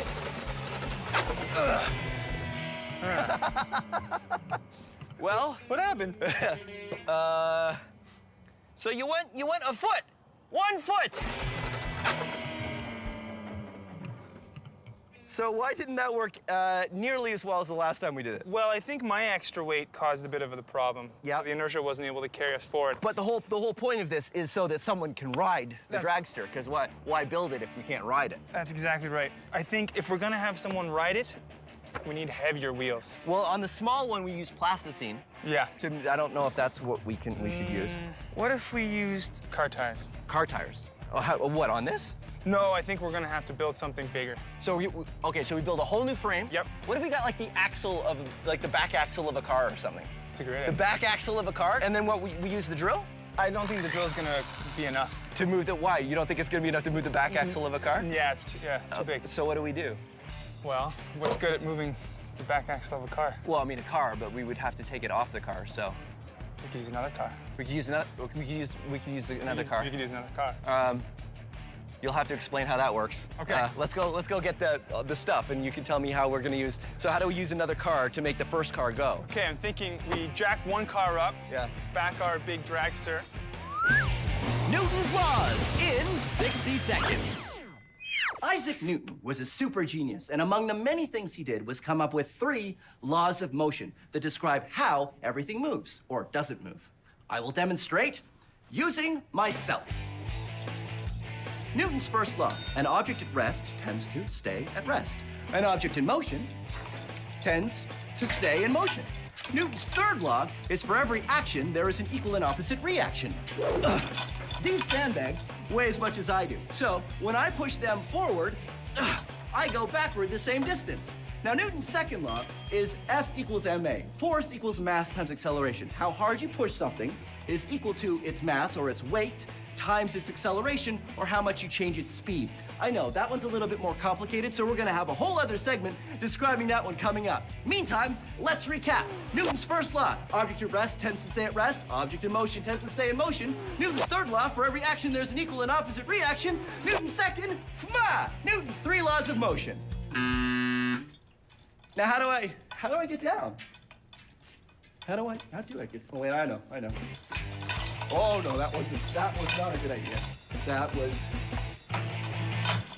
Now it's time for Science So Simple, a caveman could do it. This is a caveman. This is a door. It is a well-known scientific fact that cavemen do not know how to open doors.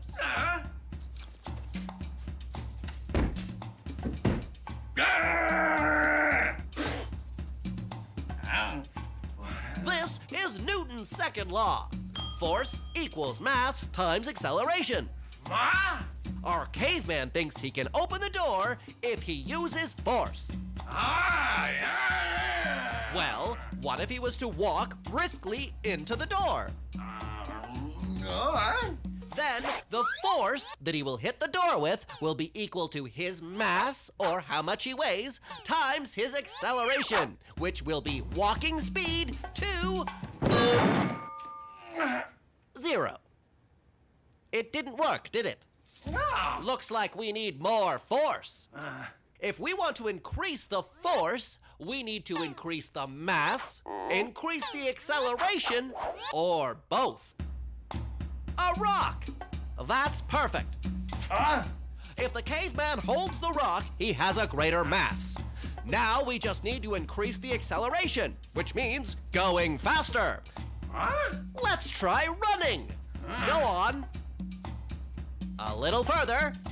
That's good. Now the caveman is going to run at the door. To get more force, we've increased the mass to a caveman plus a rock.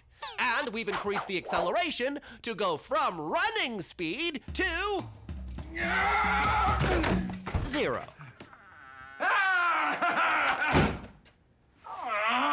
And there you have it. That's how Newton's second law works. Join us next time for how doorknobs work. What?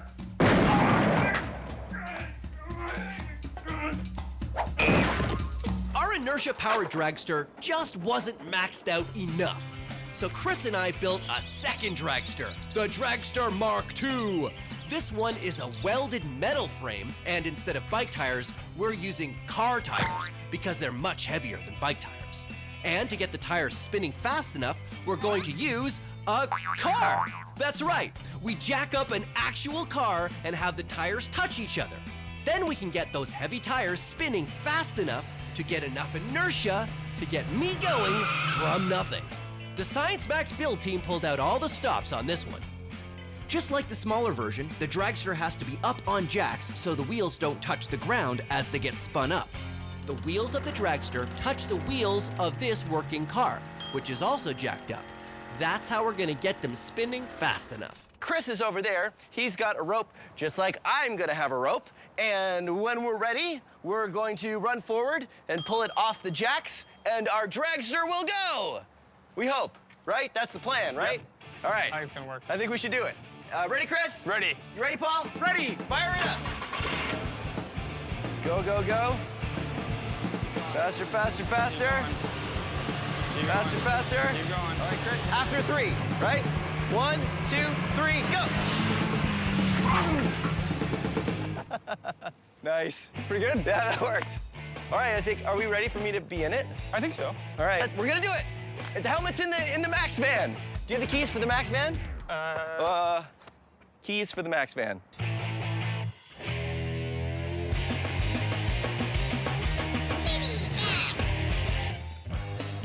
Here's another small experiment you can do with inertia.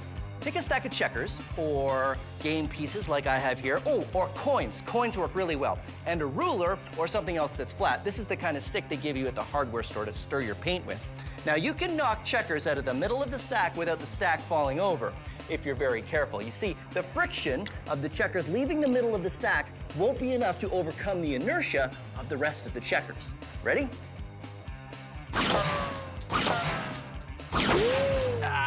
Now, let's max it out. Oh, I have these pizza boxes, and they should work the same way. You see, you get a stack, and don't worry, I've already eaten all the pizza. And I put them on there like that, and now I need a ruler. And what I've got is this cricket bat. You see, it's got a nice flat edge, just like the ruler. Now, if this works right, I can hit it hard enough to knock out just 1 or 2 pizza boxes, and the rest of the stack should stay. Here we go, ready? Science! Awesome. And there you have it. Newton's first law. An object at rest tends to stay at rest, and an object in motion tends to stay in motion. An object in motion tends to stay in motion. Usually there's a sign that kind of... Well, our inertia-powered dragster worked really well. And now it's time for the final step. Me, riding it to glory! Now, I know it probably doesn't need saying, but don't try this at home. Not that I think you really can try this at home because this is kind of involved, but I figured I should probably tell you guys just in case you were tempted to try it at home. We know what we're doing. We know what we're doing, right, Chris? Yes. Yes, we know what we're doing. All right. Fire it up. Keep it going. Keep it going. All the way. Whoa. All the way. 3, 2, 1, go! Woo! Yeah! Yeah! Woo! How's that for inertia? Wow, look at that. That's amazing. Cool. High fives! Yeah! Let's recap. The weight of the tires, as well as how fast they were going, provided enough inertia to accelerate me and the weight of the dragster. The objects in motion, the wheels, wanted to stay in motion so much they moved the dragster all by themselves. Inertia, and Newton's first law of motion. Thank you for joining us on Science Max. Let's go again. Your turn? Yeah, my turn. Okay. Woo. Inertia! Whoa. Science! Whoa! Back, mark, back. Action!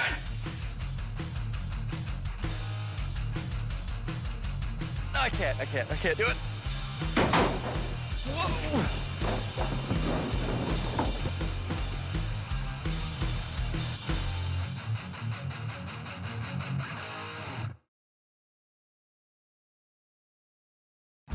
Have you ever done a science experiment and wondered what it'd be like if you did it big?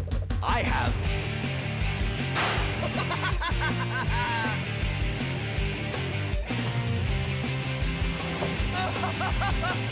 Yeah! My name is Phil, and I take your everyday science experiments and do them big. This is Science Max, experiments at large. Science Max! It's time to get stuck on magnets.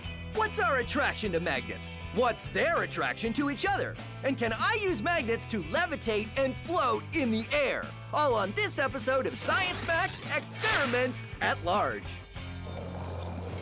Greetings, Science Maximites. Welcome to Science Max, Experiments at Large. My name is Phil, and today we're going to be looking at the power of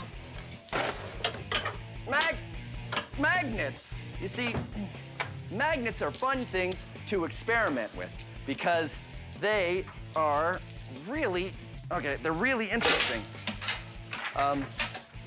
This magnet that I've got here is a neodymium magnet, or a rare earth magnet. It's one of the strongest magnets you can get. A magnet is an object that is attracted to anything that is ferromagnetic, which is iron, nickel, or cobalt. And Magnets are interesting because they have two sides. There are two, there are two poles. I'd show you, but I can't get the chain off. Hold on one second. Ha-ha. There are two. Oh, no.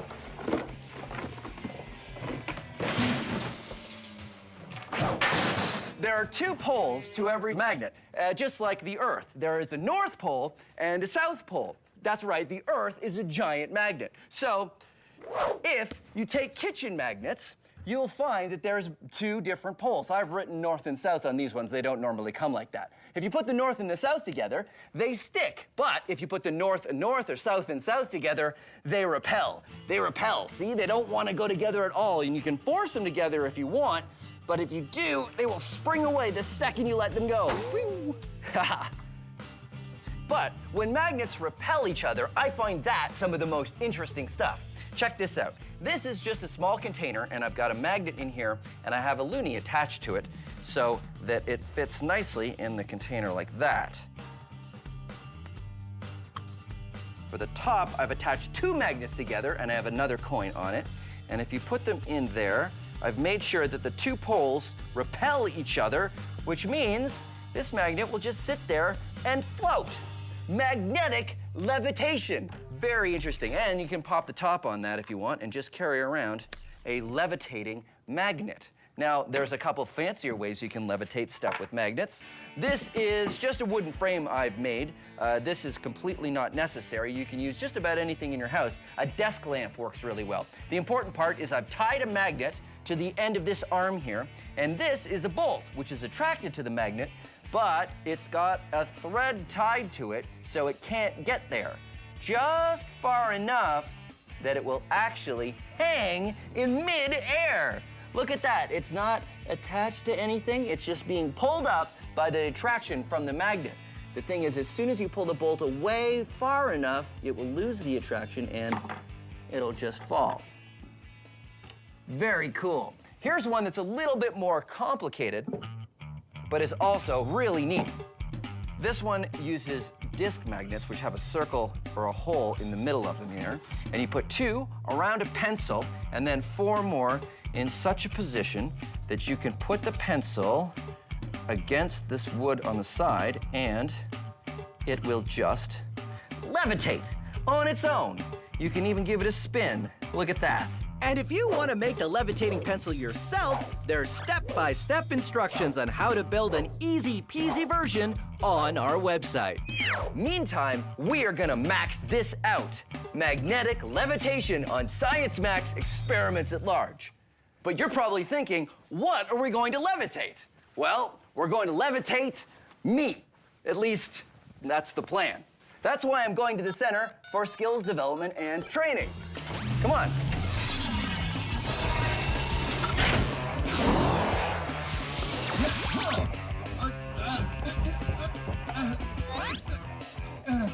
Okay, who turned out the lights? Ow, what was that? Why is this room so small? And only going down to waist level. This is the weirdest room I've ever been in. Where am I? What's going on?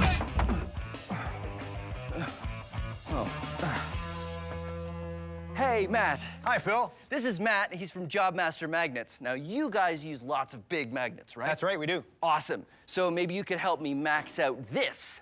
Wow. You did a great job of building the levitating pencil experiment. Yeah, so what's going on here exactly? Well, all magnets have at least a north and a south pole. Right. And when you put like poles together, they want to repel. Oh, okay. So have you ever levitated a person? Not yet. Well, let's do it. All right. Do you think we can use these? We can try. Okay, well, put that one on the ground. And, okay, so north, and I'll put the north one on my foot here. And then if I just step, oh, wait a minute. If I step, stop moving. If I step on that, step on the, okay, well, first of all, this magnet keeps sort of moving away from me when I try to push down on it. What do we do? How do we fix this? Well, we need to keep the magnets in position so that they don't move around when you try to bring them together. Yeah, because I have to come straight down on it, don't I? That's right. So why don't we attach this one to the floor, Good idea. And then we'll put a board on this one, and we'll see how it goes. Perfect. Okay, let's do it. All right.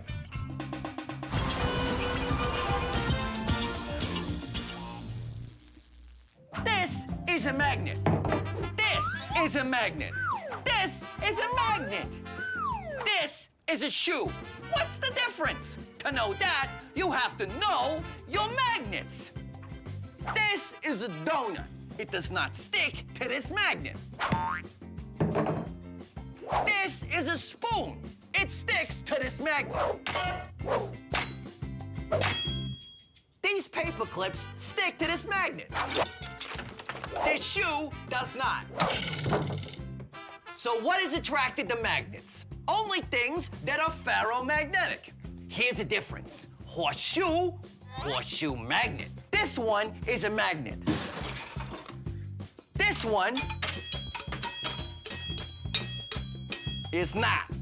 But the horseshoe sticks to the horseshoe magnet because this one's a magnet and this one is ferromagnetic. Only things that are ferromagnetic are attracted to magnets. Things that are not attracted to magnets, they're not ferromagnetic. Plastic, banana, mitten, sandwich, magazine. No, but how do you know? Do you go around the world sticking a magnet to every single thing one at a time? Hey, Ma, I need you to come over. I need to see if you're ferromagnetic. No, ferromagnetic. No, you don't need to do that. First of all, only metals are ferromagnetic. So that eliminates all your clothing, your luncheon meats, your magazines, what have you. Everything that's non-metal, you don't need to worry about. Never mind, Ma, it doesn't matter. But this clock is metal. It doesn't stick. Well, not all metals are ferromagnetic. Mainly just the ones with iron, nickel, or cobalt. And there you have it. Now you know your magnets. I hit the phone on the magnet there. Okay, can you hear me, Ma? Hang up the phone. Hang up the phone, Ma. My first attempt at levitating had the magnet sliding all over. So the plan is to take the bottom magnet and attach it to a big wooden board so it won't go anywhere. Then attach another plank to the top magnet to make it a little easier to stand on. Okay, is definitely attached to the floor. Thank you. All right, now, if I just get this lined up.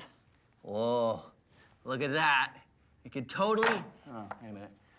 Totally, it doesn't want to stay put. Oh, wait a minute. They levitate. Come on. Levitate. Why doesn't it want to stay? It just doesn't. Should I stand on it? Okay, I'll stand on it. Here we go. And. Ha! Am I levitating? No. No. So why isn't this working? Well, just like your pencil experiment, we need a shaft through the center to hold the magnets in position. Oh, yeah, maybe we could use like a ring magnet. Yes. That like we used with the pencil. Right. And we're gonna need stronger magnets. we're gonna need stronger magnets. Are the ring magnets strong? Yes, they can be. Awesome. All right, let's do it. All right. Now it's time for a Science Max quiz. Which one of these things do we have magnetism to thank for? Birds flying south in the winter, music, or a sandwich? If you picked A, you're right. Some birds migrate in the spring and fall using the Earth's magnetic field. Many animals can sense the Earth's magnetic field and use it to navigate. Migrating birds fly hundreds or thousands of kilometers north or south when they migrate in the spring and fall. A compass works the same way, by using magnetism to point to the Earth's magnetic North Pole. But if you picked B, music, you're right! Here's some music. The way you're hearing this music is because the musicians recorded their instruments using microphones, which use magnets. And then the signal was translated by a computer and stored on its hard drive, which uses magnets. Then it was broadcast to your TV and comes out your speakers, which use, you guessed it, magnets. And for those of you who said you have magnetism to thank for your sandwich, haha, well, you're right. You see, you'd probably go to the kitchen to make that sandwich, right? Well, I'm guessing you got all of the tasty ingredients from your refrigerator? Well, it works on electricity, which is produced by magnets. And then there's an electric motor in the fridge that circulates the air and keeps it cool. And guess what? Magnets. And finally, the door on your fridge stays closed because the door has magnets. So there you go. You can thank magnetism for birds flying south, music, and your sandwich. It just goes to show, when you're talking about magnets, everybody wins because magnets are everywhere. This has been a Science Max quiz.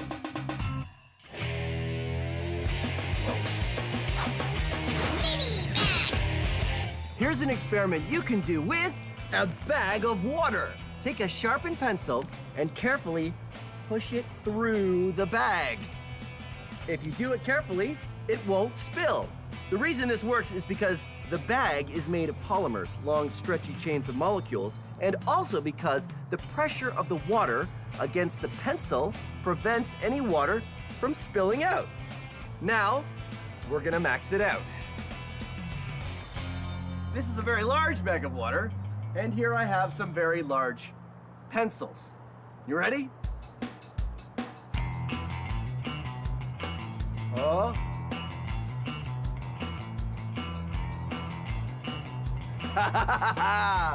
That's one.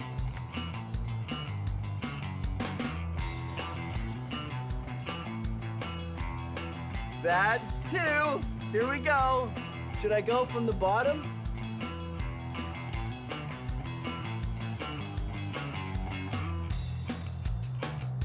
Ta-da!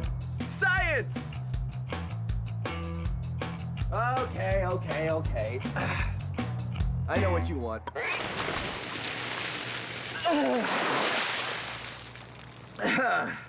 Like I was saying, science! Turns out trying to balance two repelling magnets on top of each other is pretty much impossible. Here's why. This is a magnet, and here is the magnetic field. It's often drawn with lines like this, but actually the magnetic field radiates out in all directions. Really, think of the magnetic field kind of like a ball. When you try to balance another magnet on top of the first magnet, it's about as hard as balancing one ball on top of another ball. So here's the plan. Just like the levitating pencil, we're going to use ring magnets because we can put a shaft through the center of one ring, then drop another ring magnet on the shaft. It will keep them perfectly aligned. Then it's just a matter of putting the bottom magnet on a board to keep it stable and using another board so I can stand on it, and ta-da! Magnetic levitation! Or at least that's the plan. Okay. Board. Magnets. Magnets. Ooh, look at that. Awesome. And now I'm gonna put the platform on. Nice. I got some weights here. Let's see how this works. Yeah. This is gonna work amazing. All right, think I should try it? Give it a try. Okay. Here we go. Yeah! I'm doing it! I'm levitating! What? Just a little bit. Oh, really? Yeah. So, yeah, what do we do? We need more power. More power? I like that idea. How do we give it more power? More shafts, more magnets. Okay, sure. Well, why don't we do 1, 2, 3, 4 shafts, and then we'll have magnets on all the shafts. Great idea. All right. Let's do it.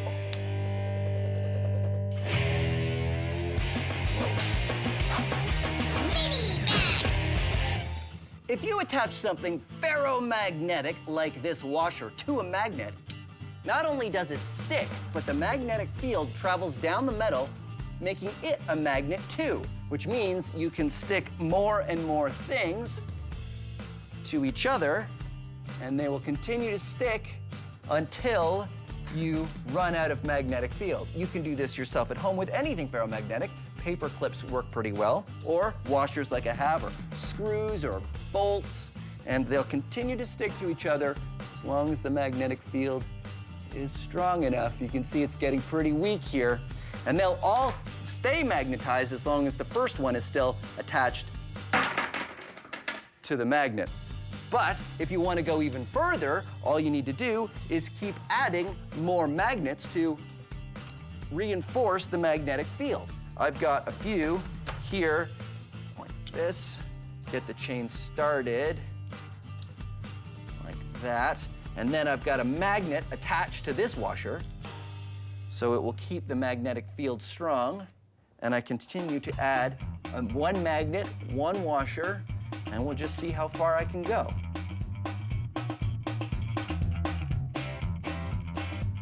You can even sculpt it a little bit. Look at that. And then at the end, a whole bunch of paper clips.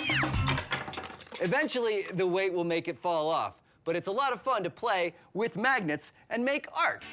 Speaking of art you can make with magnets, you can also make sculptures. When everything sticks to everything else, you can make some pretty fancy designs. This is a rare earth magnet, a very strong one, and a bunch of nuts that I've gotten. And this one here is an electromagnet, but electromagnets are a little different because they need an electric current to work. Check this out.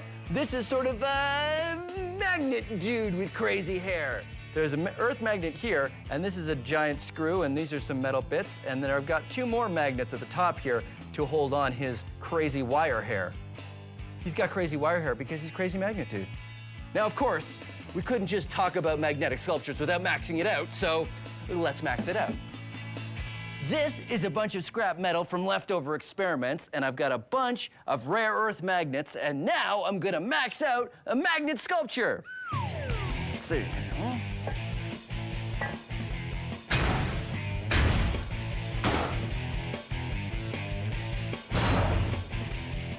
There you go, a maxed out magnet, me! I made this guy out of metal pipes with earth magnets in between, and these are his arms attached, of course, with magnets. His hand, his little metal pieces attached with magnet. Steel wool for the hair, and of course, hat, non-magnetic. All right, here we go, ready?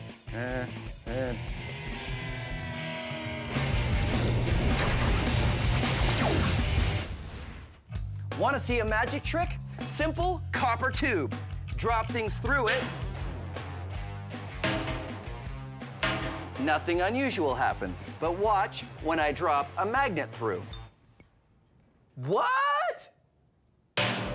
It's not magic, it's science. Because the magnet creates a magnetic field, when it goes through the tube, the magnetic field repels the magnet upwards. Now, the field isn't perfect, so the magnet doesn't come to a stop, but still, it slows down from a fall to a nice, graceful drop. Take a look from above. Pretty amazing, right? Magnets, not magic, science.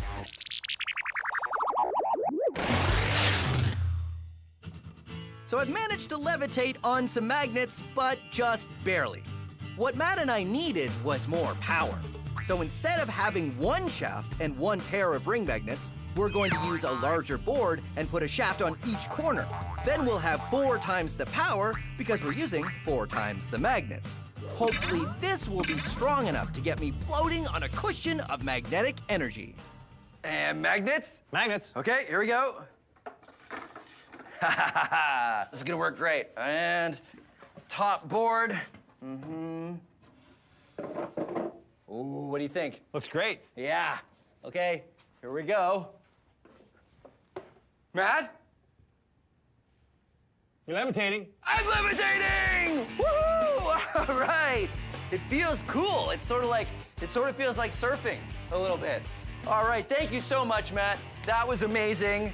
And there you have it. Science Max, experiments at large, magnetic levitation. You know, I'm surprised we could do an entire episode on magnets, and we never actually got them so close to the camera that the camera went all weird, because cameras and magnets, they don't, oh dear, no, that's okay. I can fix this. If I just maybe, maybe if I put the magnet to the camera again, that would, okay, that's not, that didn't help. Oh, okay, well, thanks very much for watching Science Max Experiments at Large, and we'll see you again as soon as we get a new camera. Today, we're going to be looking at the power of magnets. Magnets. Magnets. Wait, okay. This one here is called a neodymium magnet, or a rare earth magnet. It sticks to this magnet.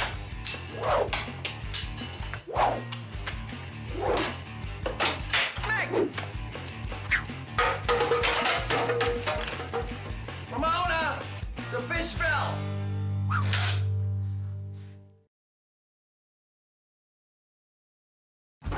Have you ever done a science experiment and wondered what it'd be like if you did it big? I have.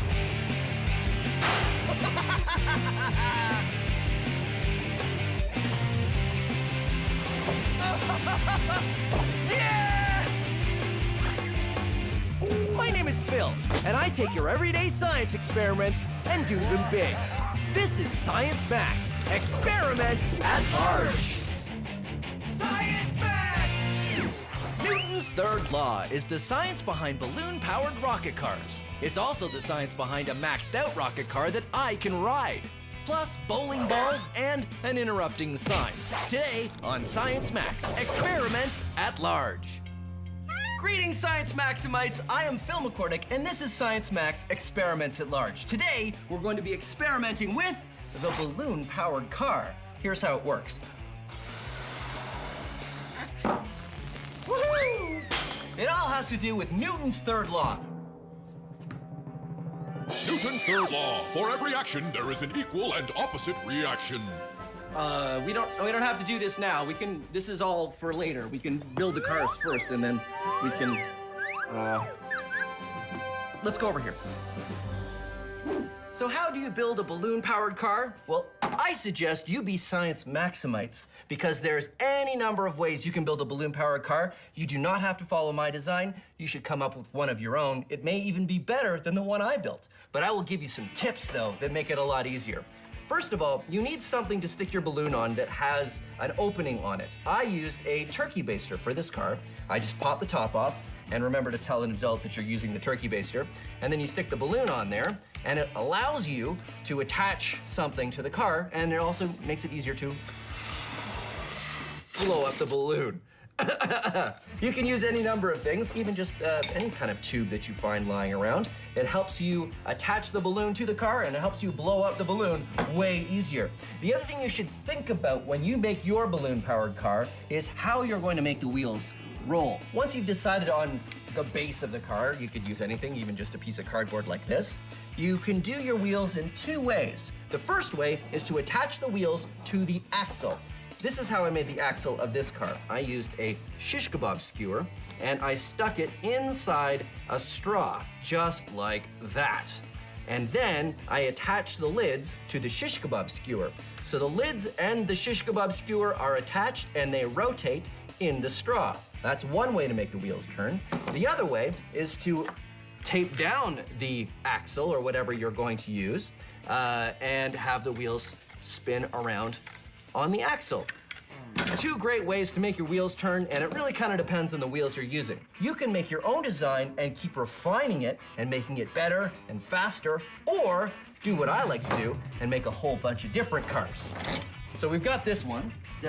This one I made out of paper plates, and this is a snorkel. Awesome. This one is the rock car, because there's a rock on it. I've got the dragster model. It's a long broom handle, and it might not work that well, but who knows? And this is my favorite design. It's made out of waffles and an ice cube tray. This is why I make a whole bunch of different cars, because I can race them. Sunday, Sunday, Sunday at the Science Maxodrome. It's the balloon-powered car winner-take-all drag race of awesome. First up, the Eliminator.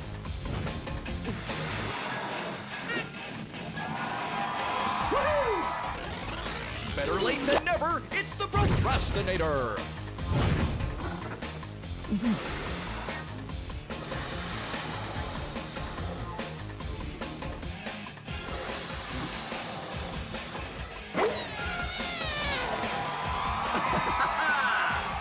crushing the competition. It's the Terminator.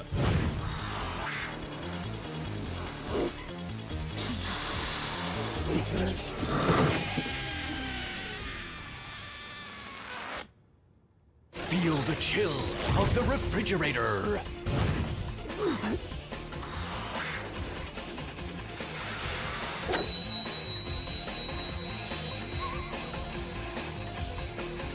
All right! And last but not least, the regurgitator.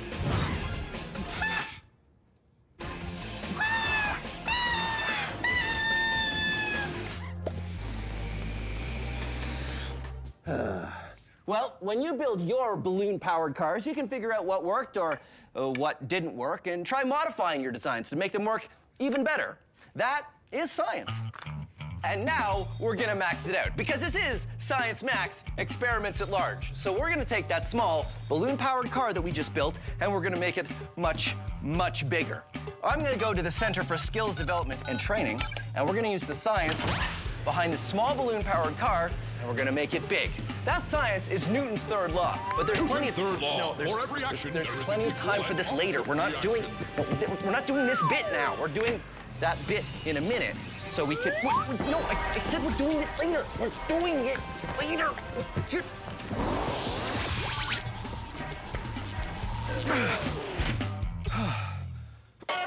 Whoa. Hi, Sarah. Hi, Phil. This is Sarah, and she's got a master's degree in physics from McMaster University. That's right. And we're going to be talking about Newton's third law. Oh, look out, duck! Sorry. There was a sign that kept coming in.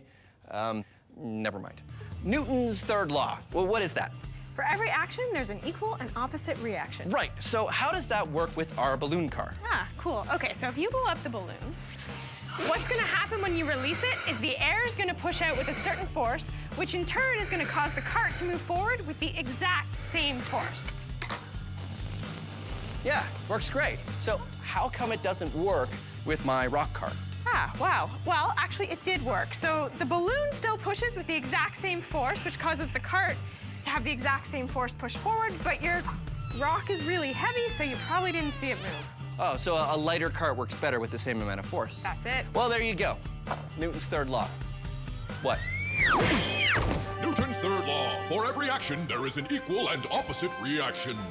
I'm really starting to dislike that sign. Phil, are you okay? Yeah, I'm fine. Our small balloon-powered car works because of Newton's third law.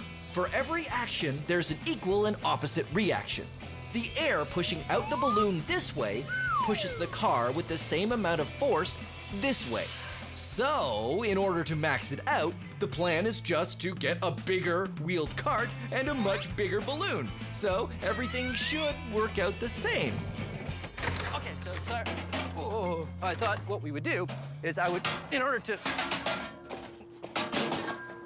max out the balloon-powered car, what we need is a cart to start with, and then I ride it. And we have a giant balloon, and then I go. Do you have a giant balloon? Ha ha ha ha! Giant balloon! So, step one, Sarah blows up the balloon. Okay.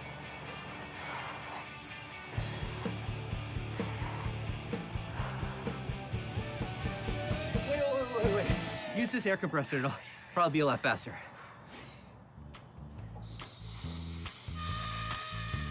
Sarah and I get to work blowing up the balloon, and it takes a long time.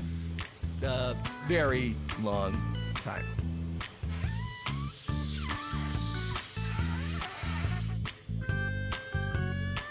Okay, human-sized balloon-powered car test. Take one. All right, Sarah? You got it? Yeah. Okay, let it go. Okay, go. Let it go. You did. You did let it go. It's let go. Nothing is happening.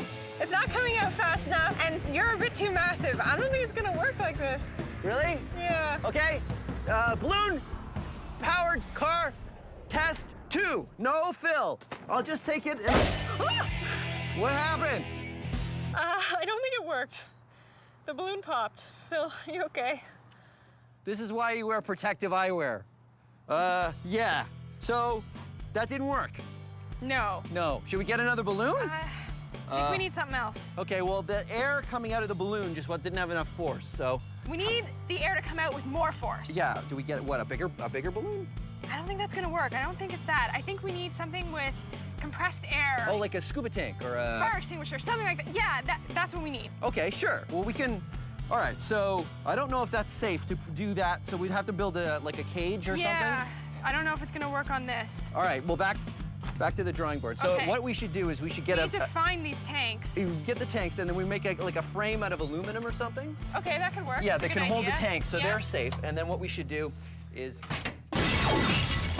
Who was Isaac Newton? He was a mathematician and probably #1 on the list of top scientists of all time. Albert Einstein said, Isaac Newton was the smartest person that ever lived. You've got to be special if Einstein is calling you smart. Newton's 3 laws of motion was a huge idea, but did you know Newton also came up with the idea of gravity? The famous story is that in 1666, Isaac Newton was sitting under an apple tree when he watched an apple fall and wondered why. Hey everyone, I just invented gravity, which was a big relief because up until then, everyone was just floating around. Okay, so it didn't happen like that. He didn't invent gravity. He gave a name to this invisible force and then described how it works. Not only did it make things fall down, but it was the same force that kept the moon circling the Earth and the Earth circling the sun. And he invented a new kind of math to explain how. We now call it calculus. See? I told you he was smart. He's very smart.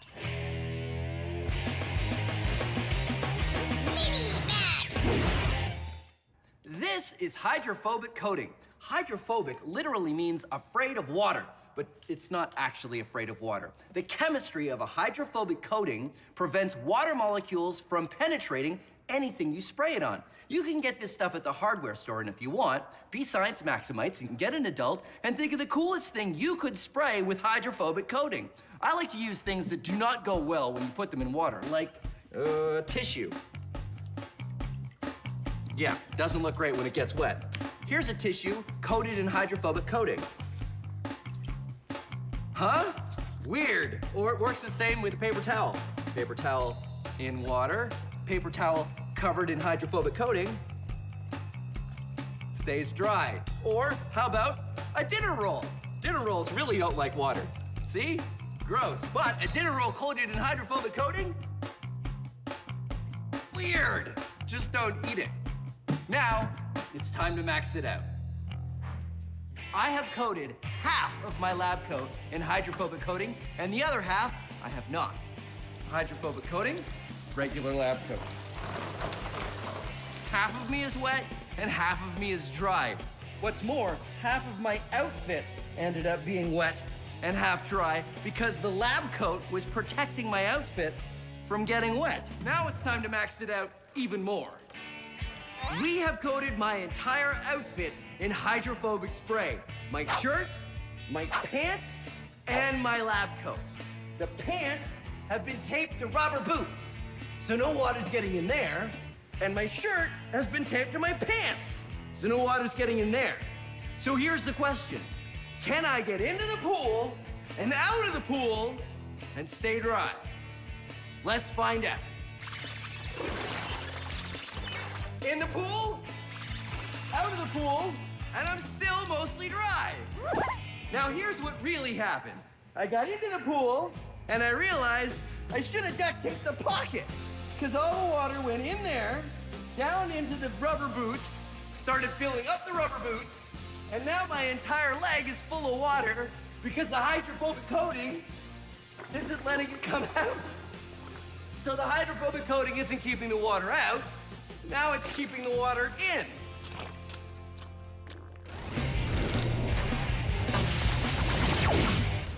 Let's take a closer look at Newton's third law.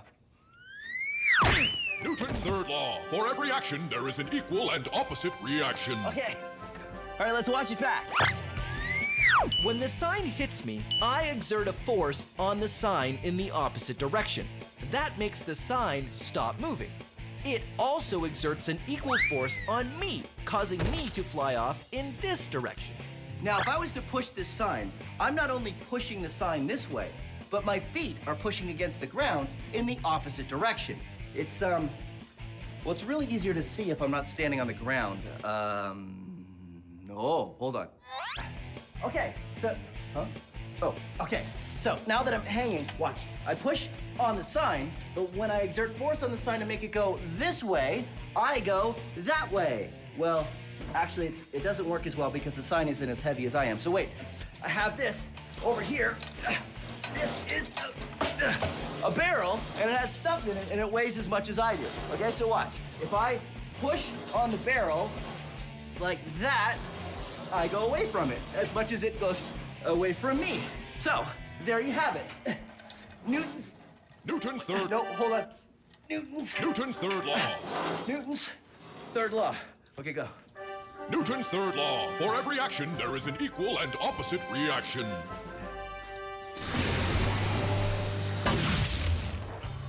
So, using a giant balloon to push me on a cart didn't work. What happened? The plan now is to use the compressed gas cylinder. Just like a balloon, these cylinders contain a lot of air. If we get a cart and put a gas cylinder in a cage for safety on the back and open the valve, the escaping air might have enough force to push me. This is 2 cubic meters of air. If we were to put it in a balloon, the balloon would be this big. But if we compress the air, we can fit it all into one of these, a steel tank. This is what we're going to be using next for our air-powered car. Got it? Yep. All right. So Sarah and I have been hard at work, and we've built the air-powered cart. We can't call it a balloon-powered cart anymore because now we've got a compressed air tank, so it's not a balloon that powers it. Exactly. Okay, so I'm gonna sit on here, Sarah's gonna turn on the tank, and I'm gonna go. And before we do this, we should say, do not, under any circumstances, try this at home. We are trained professionals. You ready? I'm ready. Okay, high five first. Okay, now we do it. Okay, so before I turn the tank on, make sure your feet are down and the brakes are on. Gotcha. Don't take them off till I say go. You have got it. All right. Ready? Okay.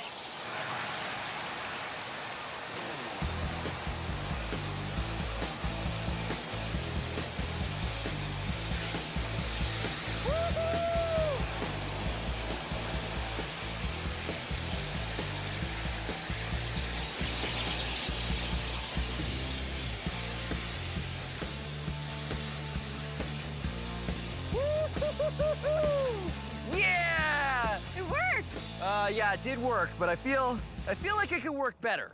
You want to go faster? I do want to go faster. This reminds me of the rock car. Yeah. Where we didn't have a big enough balloon. We need more force. We need more force. So should we get a bigger tank? Let's get more tanks. More? Tanks, more force. You're gonna go faster forward. Newton's third law. Newton's third law, high five. All right, let's do it. All right.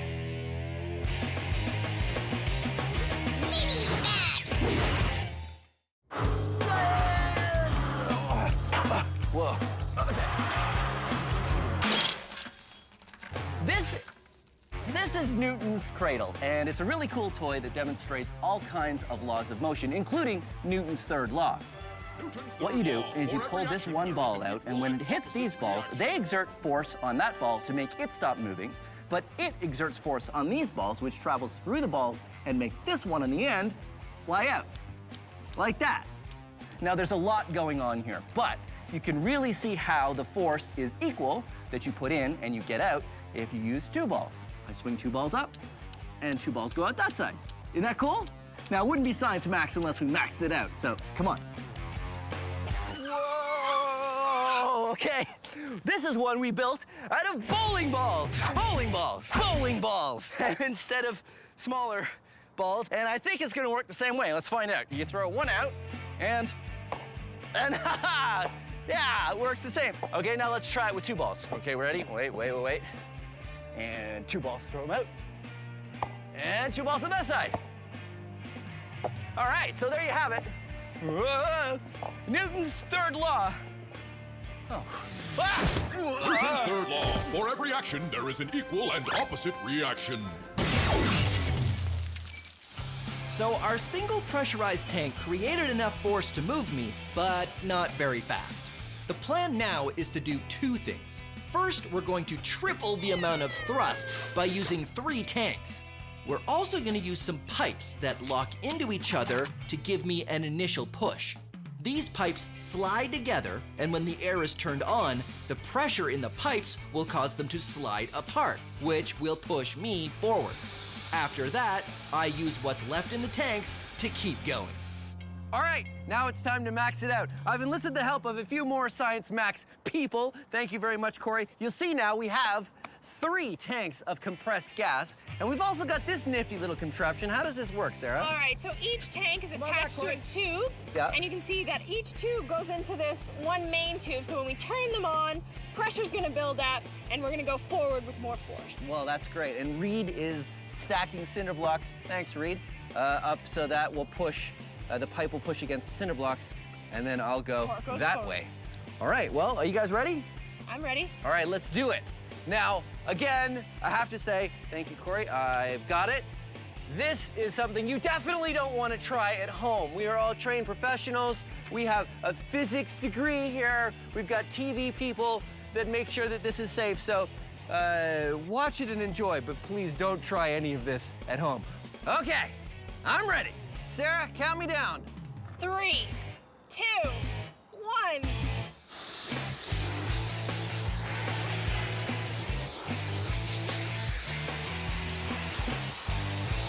Yeah! Woo!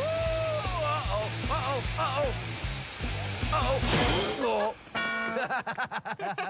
Woo! That was awesome! That was really awesome. All right, high fives, high fives. Yeah, yeah, yeah, yeah. And it's raining now, so it looks like we're gonna have to stop. So thank you very much for joining us on Science Max Experiments at Large in our episode on Newton's third law. Science Max is a show where we take small experiments and do them big. If you want to try these experiments yourself, go to our website for instructions. But not all the experiments on Science Max are the kind you should try at home. This one, yes. This, no. Try this, don't try this. A big yes, a big no. I don't know how you could possibly do this one at home. And remember, if you're ever not sure, ask an adult. Thanks for watching Science Max Experiments at Large. Wait, I can play Mary Had a Little Lamb. It's working! It's working! Newton's cradle out of bowling balls. Come on! You know this one, sing along. Whee! Come on! I mean, come on! Science! Yay! Have you ever done a science experiment and wondered what it'd be like if you did it big? I have.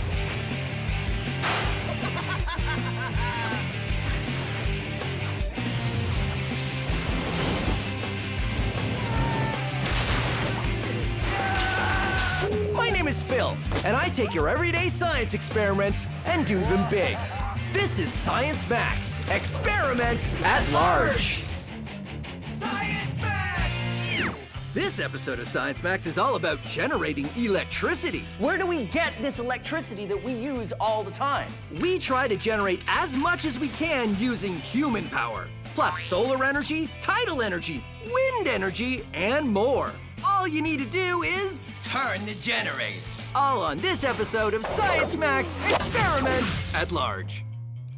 Greetings, Science Maximites. Take a moment and imagine with me, if you will, a time when the only way to light your house was with candles or oil lamps. There was no electricity. That meant no power tools, no video games, no telephones, and worst of all, no TV. Fortunately, we live in a world of electricity. If you've ever lost power in your city or neighborhood, you know how hard it is to get by without electricity, even for one day. But where does it all come from? Where do we get this electricity that we use all the time? We make it. That's the cool thing. And I can show you how to make it as well. Check it out. All you need is an electric motor. Electric motors are pretty simple. All you do is get a battery and you attach it to the electric motor, and that makes it work. There we go. Attached to the battery, it spins. But if you spin the electric motor, it creates electricity. And that's what we're gonna look at today, creating electricity. We're gonna build a wind turbine. But first, you need an electric motor. And you can probably get one from a broken toy. Just make sure that the toy is broken and that the broken part isn't the electric motor. Here's what you need: index cards or construction paper, scissors, push pins, science tape. It's the same as invisible tape, except I use this one for science. A cork, chopsticks, craft sticks, and modeling clay. And remember, all the steps for this experiment are on our website. To begin, cut the index cards into strips and tape down a push pin so it sticks out. Then fold over the index card and tape it together. Then stick the pin into the cork and repeat that step. If you want as many blades as you can get on your fan, you're welcome to do that. Next, take your modeling clay and stick the chopsticks in, then tape the craft sticks in between with science tape. Then take the motor and stick the cork on the end, then wedge the motor in between the craft sticks and tape it down so it stays put. And there you go, a fan that will spin in the wind. You want to adjust the fan blades so they all face on a bit of an angle. That way they will catch the wind and spin. There we go. Now when it spins, it will create electricity. I'll show you with this. It's a multimeter. And a multimeter measures little amounts of electric current. There. The hairdryer makes wind, spinning the fan blades, and we are creating electricity. Now, pretty much all electricity that you make comes down to turning a generator. A small motor like this isn't gonna produce a lot of electricity, barely enough to power one tiny little LED, but it's a start. And a good start is all we need, because today on Science Max Experiments at Large, we're gonna look at all kinds of different ways of generating electricity. Plus, I wanna find out just how much electricity one human being can generate. Although one human being is gonna be kinda lonely, I'm gonna need an expert. Oh, I know, Anthony from the Ontario Science Centre. He can help. I wonder if he's busy. Well, come on.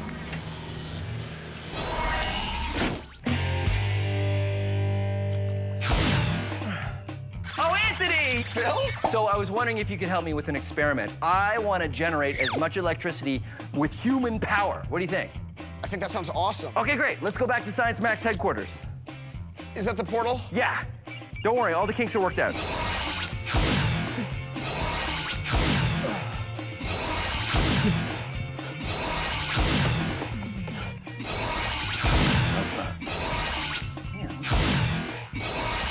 I know what it is. It's this. Where did you end up? I was in the vents. Oh, I ended up in the bathroom. All right, well, now that we're here. Okay, so this is what I started with. And this is just, you know, an electric motor, right? Right. So you can generate electricity, you spin it, so I figured in order to generate more electricity, you get a bigger generator? Exactly, yeah. The bigger the generator, the bigger the magnet, the more the copper, the more the electricity. Oh, well, you know what we should do is we should just get an even bigger one, like a giant one that they use in like at a power plant or something, or? Not quite. That would be too big for a person to be able to turn. It'd just be impossible. So do you think this is a good size? I think this is a great size. Okay, so that's good. This is called a multimeter. We're gonna hook up the wires. I will do black to black. Black to black. To red. And as you turn our generator, we can see just how much electricity we're generating. Okay, so. Here, you hold on to that. This, and I'll you can turn start the turning generator. Now it's time to play. How much electricity did they make? 2.4 volts, yeah, it's not bad. Oh, 2.4, yeah, it's not great. That's just enough to power a small LED flashlight. Better keep trying, boys. I got some handles here that we're going to attach to the end of the generator so we can spin it. Okay, let's try. No matter how fast I cranked the large handle, I couldn't make any more electricity than before. Okay, let's try something else. But it's a smaller handle. Perfect, okay, yeah. That's good? Yeah, well, maybe it'll let us get more spins in. Oh, yeah, because I don't have to make as big a circle. Exactly. Yeah, it's working already. We're up to like 3.5. Now, how much electricity is Phil making? 4.5. That's the same as 3 AA batteries. Maybe enough to power a toy car. Still, a long way to go. Yeah, it's a lot higher with the faster spins. Oh, all right. You okay? I'm okay. Maybe we could use like some gears or something like that. Oh, yes, you know, that's a good idea because this circle that I'm making here, I can only go so fast. So maybe with gears you can do 1 circle here equals like 10 circles on the other gear. Exactly. Yeah. Okay, so kind of like the gears on like a bike. Yeah, the gears on a bike or something like that. A bike, of course. Yeah. So okay, so we get a bike and we attach the back tire to the generator. The generator, and then you can use the pedals of the big gear to power the small gears. Okay, great. We'll go get a bike. Yeah. Yeah, high five. All right. Oh, right, they're over here.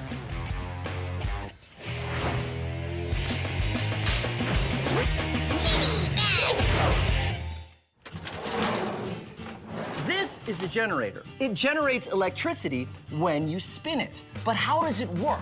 What wizardry is inside? Well, actually, generating an electric current is fairly simple. All you need is 2 things. First, you need a conductor, like this coil of copper wire, and you need a magnet. Now, this is a galvanometer. It measures small amounts of electric current, and I have my copper wire attached to it. Watch as I put the magnet inside the copper. I get a little bit of an electric current, and then I take it out, it goes in the other direction. A little bit going this way, and then I take it out, a little bit going that way. Positive, negative, positive, negative. This kind of current that goes back and forth is called alternating current, or AC. It's the same kind of electricity you have in your house. But here's the cool thing. Watch this. I put the magnet in and I leave it. It goes back to 0. You only get electricity when you move the magnet. All right, so let's create our generator. Instead of starting with a copper coil like this, what if we just had the magnet and we have it staying still, like that, and we move the conductor past it, like spinning? It's good, but not great, because we're only getting a little bit of electricity as it passes. So let's make it more efficient. Let's put in some more magnets. 1 on either side, and 1 on the top. And now when we spin it, it goes past all of these magnets, and every time we get a little bit of electric current. Well, this is how a generator works. If you take an electric motor or a generator apart, you can see there's a coil of copper wires on the shaft, and it spins around like this. And on the inside, there are magnets. So there you go. When you put it together and spin it, you get an electric current. Or if you put an electric current in it, it will spin, just like an electric motor. And that is how a generator works. Anthony and I are trying to create as much electricity as we can using just human power. But so far, it hasn't been going so well. It all comes down to how fast we can spin the generator. Maybe we could use like some gears or something like that. In order to get it spinning really fast, we're gonna use a bike. It's just a matter of getting a bike, taking off the wheel, putting it on a stand. It is now a stationary bike. It'll be even more stationary once we screw it down. And attaching the generator. All right, the bike generator. Bike-orator, what should we call this thing? Bike-nomator. Bike-nomator. I like it. So, okay, let's go over what we've got here. Okay, so we've got 2 gears. We've got a big one, we got a small one. We turn our pedals, and the big gear turns the small one. So this is the whole point of this build, is so that we can get 1 revolution here means a whole bunch is spinning there. Exactly. The more we get here, the more our generator spins and the more electricity we get. We get tons. Awesome. And obviously using bike, because you're using your legs. The strongest muscles in your body. Awesome. Okay, so now what's with this horn? That is a loud horn. I know. I tried to warn you. That is great. I love that. So Anthony and I hop on and give it a pedal. We pedal as hard as we can, and we produce a pretty good amount of electricity. How much electricity did they produce? We got up to maybe like 18 there. You did a pretty good job. That's enough for a power tool, like a drill. It's good. You know what? This works well, I think, for keeping a good number for a long period of time. Yeah. So we can get up to like 18, 20, but it doesn't, we can't really get any higher than that. Yeah, you know what we need is like 1 really hard pull, like all of a sudden. That way you can get like a spike. Yeah, you're right. So it's like instead of putting all that effort into it going for a long time, you put all the effort into 1 quick motion. Exactly. Yeah, good idea. So you wrap a rope around here and then you just pull it. Exactly.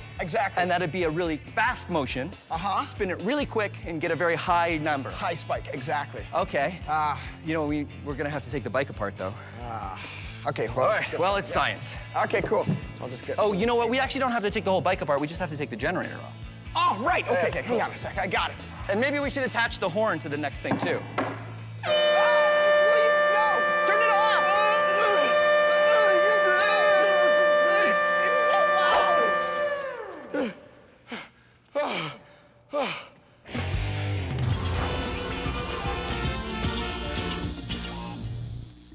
So you want to generate some electricity, but what do you choose to generate that electricity? Hydro, nuclear, coal, solar? Who knows? I do. I know. And soon, so will you. In order to generate electricity, you need to turn the generator. Turn the generator. One of the most common ways to turn the generator is to use one of these. It's a steam engine. Usually they're a lot bigger. You see, you heat the water to boil it and turn it to steam, which works a piston, which turns the generator. Huh? Pretty amazing, right? But what it really boils down to is heating water to make steam. Boil water to make steam to turn the generator. Coal power. Burn the coal to boil water to make steam to turn the generator. Natural gas. That's different, right? Nope. Burn the gas to boil water to make steam to turn the generator. Nuclear power. That's different, right? Nope. It creates heat, which you use to boil water to make steam to turn the generator. Wind power. We don't even need heat for that. Just use the wind to spin the fan to turn the generator. Hydropower. Just pour water across something that spins to turn the generator. No matter what, making electricity always comes down to turning the generator. It's always yada yada, yada yada, turn the generator. Except for solar. Solar does not work like that. But other than that, it's always yada yada to turn the generator. And now you know your electricity generation. Hey, Ramona, you wanna come and give me a hand over here? My arm is getting tired.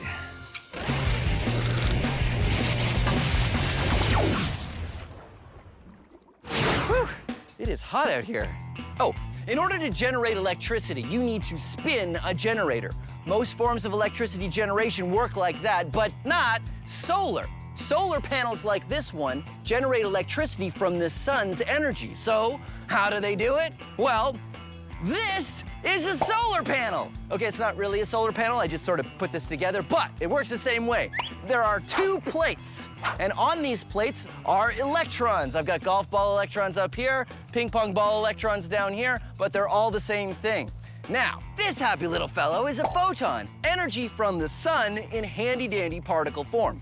What happens is photons come from the sun and hit the top plate and knock some electrons from one side to the other, like this.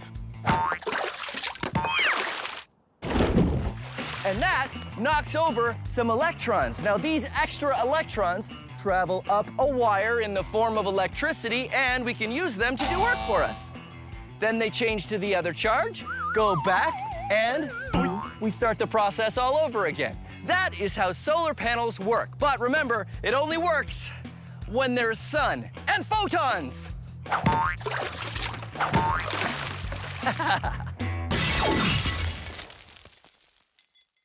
Anthony and I are trying to generate electricity using human power. Spinning the generator didn't work too well, but we found if we used some gears, like those on a bike, it worked better. You know what we need is like one really hard pull, like all of a sudden. Using gears is a great way to get work done. The good news is there are generators with gears already in them. That means if we can turn the spindle once, the gears inside will spin the coil a lot of times. The only downside, turning the spindle gets harder the higher the gear. Anthony and I attach a spindle, and then we wind up the rope, which takes a while. Okay, so the plan is, it's on a big spool now. Yeah. And you just run as fast as you can. Got it. And we'll hopefully get as many revolutions as we can, depending on how fast your top speed is. Okay. Sounds good? Sounds good. I can be pretty quick. Okay, good. All right. Ready? On your mark. Uh-huh. Get set. Uh-huh. Go. How much electricity did they create? 24 volts. Actually, not bad. That's enough to power their own personal scooter. Not too shabby, boys. We need like a hard pull all at once. Yeah, from something like really big. So what if we could get like really high, like up there? Could we attach the generator up there? You could jump down from there. And I would hang on the rope? Yeah. Yeah, it's good, but I don't want to jump from up there. Oh, what if we put a pulley up there? That would then work. the rope goes through the pulley and then back down, and then I jump from somewhere much safer, like just on top of here onto a crash mat or something. That sounds great. And that's my full body weight on the rope. That sounds great. All right, high fives. Yeah. Tidal power in 60 seconds. By now you know that in order to create electricity, you need to spin a generator. Scientists and engineers are always coming up with lots of new ways to use natural forces of the Earth to spin a generator and create electricity. One of those natural forces is the power of the tides. You see, the water in the oceans doesn't stay still. Every few hours, the water, or the tide, goes out. And then a few hours later, it comes back in. So, if you attach a paddle wheel in the water and attach that to a generator, when the tide goes out, it creates electricity. When the tide comes back in, it creates electricity. That is how you create electricity using the power of the tides. It's water power.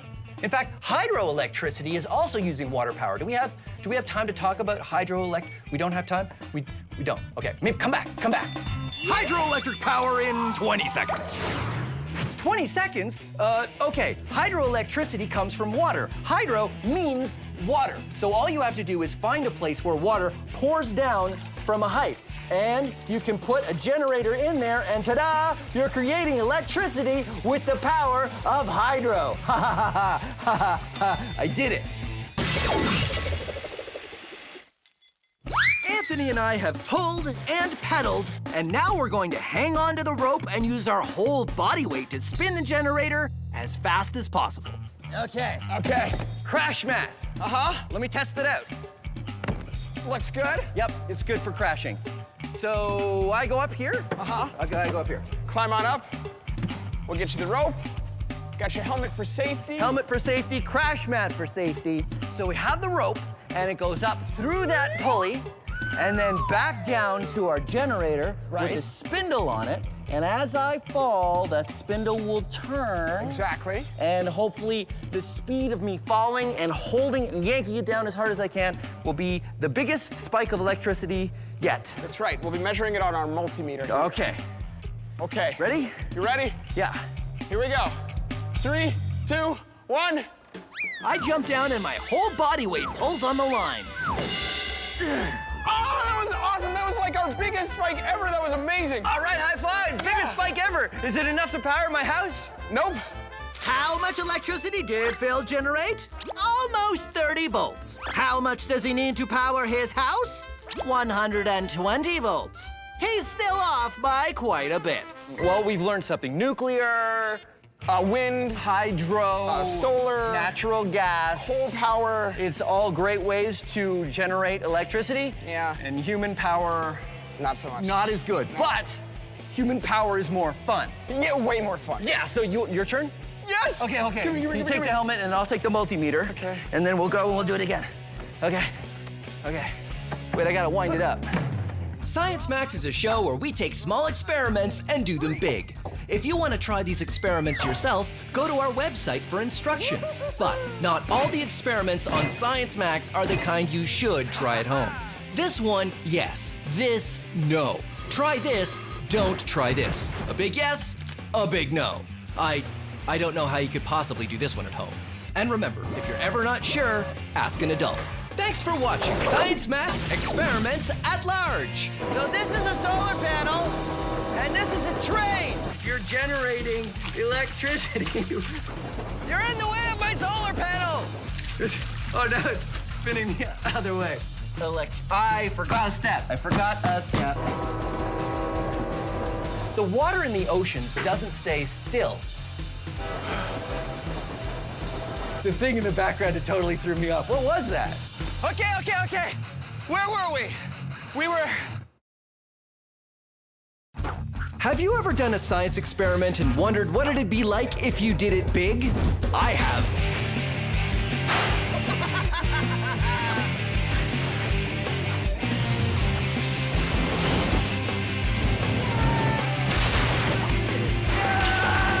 My name is Phil, and I take your everyday science experiments and do them big. This is Science Max, Experiments at Large. Science Max! This episode of Science Max is all about vibration and frequency. Frequency and vibration. What's the difference? We build a maxed out Vibrobot, spin a giant disc, suspend water, and play with lasers. All on this episode of Science Max, Experiments at Large. Greetings, Science Maximites, and welcome to Science Max Experiments at Large. My name is Phil, and today on Science Max Experiments at Large, we're going to be looking at vibration. Vibration is when things go back and forth, and back and forth. All kinds of things vibrate, like pendulums. Wait, and pendulum. Pendulums are designed to swing back and forth. Stop that. Also, metronomes.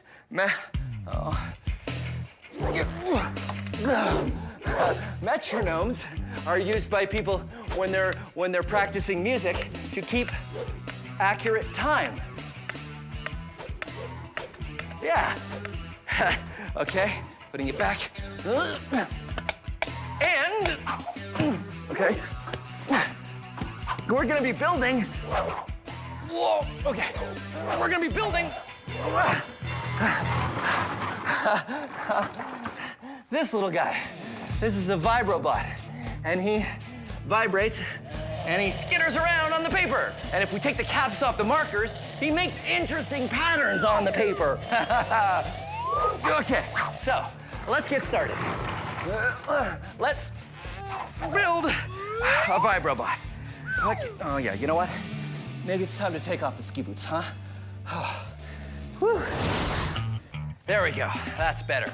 So today, like I said, we're gonna be making a Vibrobot. And here are all the materials you need to make your own. Plastic cup, 3 markers, an electric motor, just make sure you ask an adult first, a battery, a plastic drink bottle cap, a toothpick, scissors. This kind of tape is called electrical tape. Science tape, which is the same as invisible tape, but of course I use this tape only for science. And some modeling clay. And these are 2 bendy straws that I've taped googly eyes to. These are not necessary. I just like them for decoration. Now remember, if I'm going too fast here, which I probably will be, you can get all of the steps on how to make your very own Vibrobot on our website. Okay, so here's how you get started. First, you're gonna make the feet for your Vibrobot. So I attach some science tape to the markers, and then I put the marker on the bottom of the cup. And then I do that again to the next marker, and then the third, balance it like that. There. Next thing you wanna do is take your plastic drink bottle cap and make a hole with a toothpick. You wanna make it off to the side, right about there. Just like that. That's so when it turns, it will be off center. That's what's gonna give us our vibration. So once you've made that hole, take some modeling clay and stick it in the cap to give it some weight. When you've done that, stick it onto the shaft of your motor like this. See how it's off center there? Now we just need to attach it to the Vibrobot. I just put it right here on the top, and I like to attach the battery to the back of the cup. And now, finally, we're going to attach the eyes. We take some science tape, and we put the straws over here. I am Vibrobot. I am here to vibrate. Take me to your leader. So then, you attach your tape with the wire to the top of the battery there, and then the other wire to the bottom of the battery, just like that, and let your Vibrobot make some art. Ha ha ha ha. Now, if the battery is new, your Vibrobot might be jumping up and down quite a bit. So you can do what I like to do and add some more weight, and then you make better lines with your Vibrobot. And your Vibrobot makes art. How long will he last? Probably till lunch. And there you go. Vibrobot art! Art made by a robot. How cool is that? So that's what we're gonna do today. I'm gonna meet Chris from Logix Academy, and he's gonna help me max out the Vibrobot. Plus, we're gonna learn a little bit more about vibration. Come on.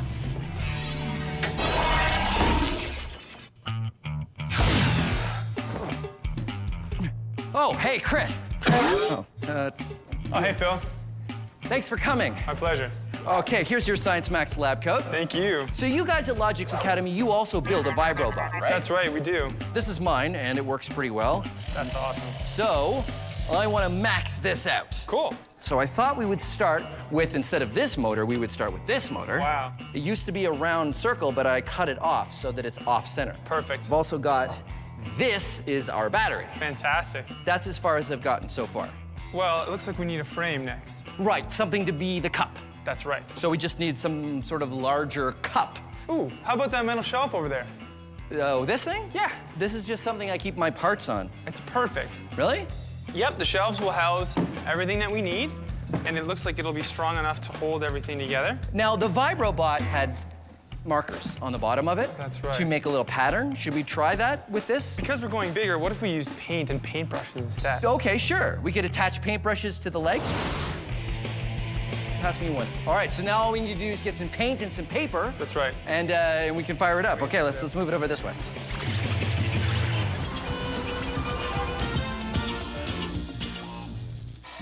Vibration and frequency. What's the difference? They're all connected. Ta-da! Now, whoa. Vibration is things going back and forth. Back and forth. And back and forth. It's a cycle. Cycle, 25 bucks. Oh yeah, it's the wrong kind of cycle. Never mind. Well, if that's vibration, then what's frequency? Well, frequency is a measure of how fast or slow, how frequent those vibrations happen. Look at this bowling ball. Look. It is swinging back and forth, but not very fast. You could say it has a low frequency. We measure all kinds of things by the frequency. This thing is terrifying. When you turn the dial on your radio, you're tuning in to different frequencies of radio waves. Hey, look at this punching balloon. It's going very fast. You could say it has a high frequency. So, now you know. Vibration is something going back and forth, and frequency is how quickly it does it. Ramona, the bowling ball keeps coming through everything. How do you turn it off? Okay, back to our main experiment. Chris and I are taking a Vibrobot and maxing it out. We have a large motor and a battery, and we're taping it all to some shelving. Just like our small Vibrobot, our motor needs something to make it unbalanced when it spins.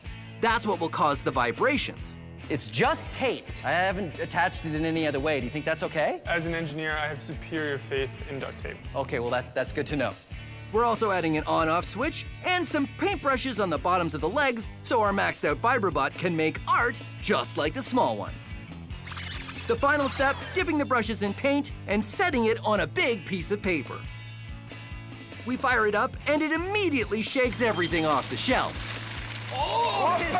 It totally spilled all the stuff on the shelves. The motor shakes the Vibrobot a lot.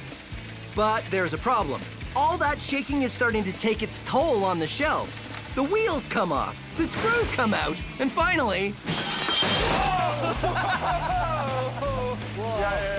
Whoa. It totally shook itself apart. Destroyed itself. The shelving unit just completely falls apart when it's being shaken. Vibration is really hard on the structure of an object. We need something more sturdy, something that can take weight. Steps, maybe? Yeah. Okay, hold on. Okay.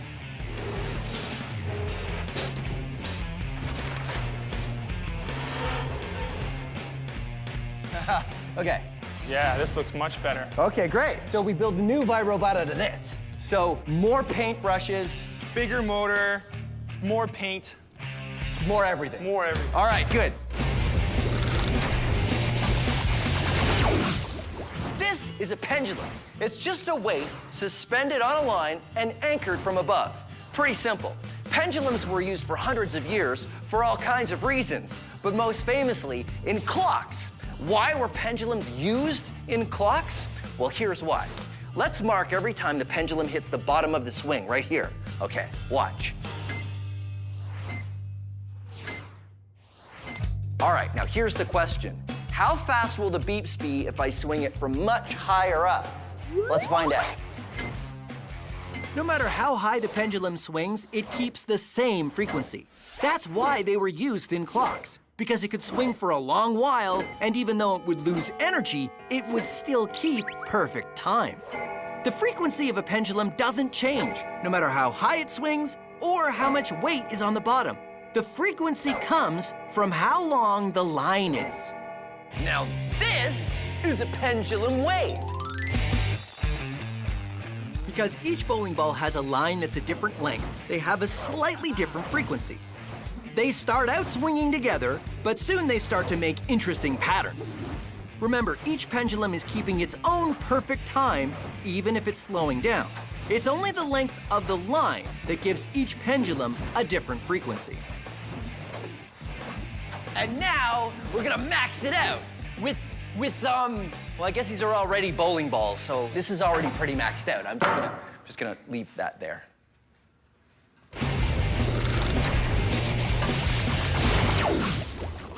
These are balloons. This is a laser, and these are awesome laser safety glasses.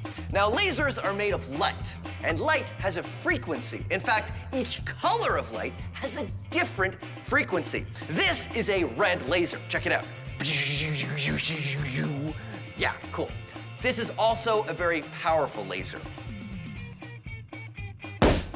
Oh, I can pop the blue balloon with the red laser because the blue absorbed the red light from the laser and then it heated up and the balloon popped. But here's the cool thing. I cannot pop a red balloon with a red laser because the red balloon reflects the red light from the red laser and I can't pop it. If I wanted to pop a balloon with a red laser, I need to use a darker balloon, one that absorbs the red light, like a black balloon. So there you go. Lasers, frequencies of light. I'm gonna keep this red balloon because it's always nice to have a balloon. Chris and I are maxing out the Vibrobot, but our last version shook itself apart. Now the plan is to start with something more solid and try again. We found some very solid steps and added an even bigger motor, an even bigger battery, and attached a half-circle wheel to make the vibrations when the motor spins. We add some paintbrushes and fire it up. Here we go! Come on! Go, Vibrobot! It wants to move. Is it moving at all? So it's still not working. It's sort of getting caught in the paper and it's on the paintbrushes. And the paintbrushes seem to be absorbing too much vibration and then the paper's stopping it as well. So why don't we remove the paintbrushes? Yeah. And we might as well remove the paper if we don't have any more paintbrushes. Yes. And we'll see what happens. We'll see what happens. Okay. No paintbrushes, no paper. Okay. Now let's try it. 3, 2, 1, go! Yeah! Aha! It's moving. Not bad.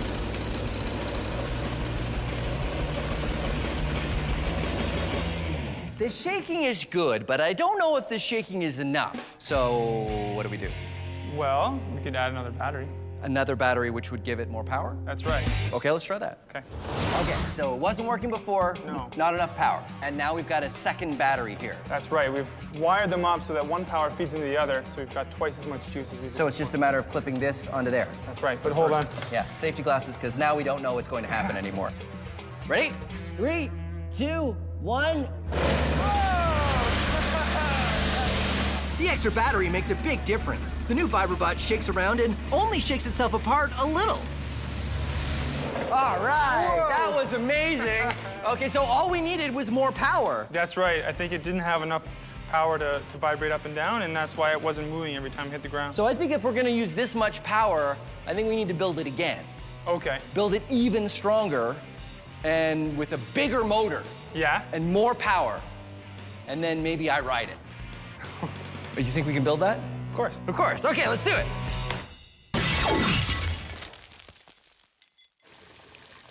You want to see something cool? I can make this water levitate, defy gravity using the power of science. You want to see? Behold!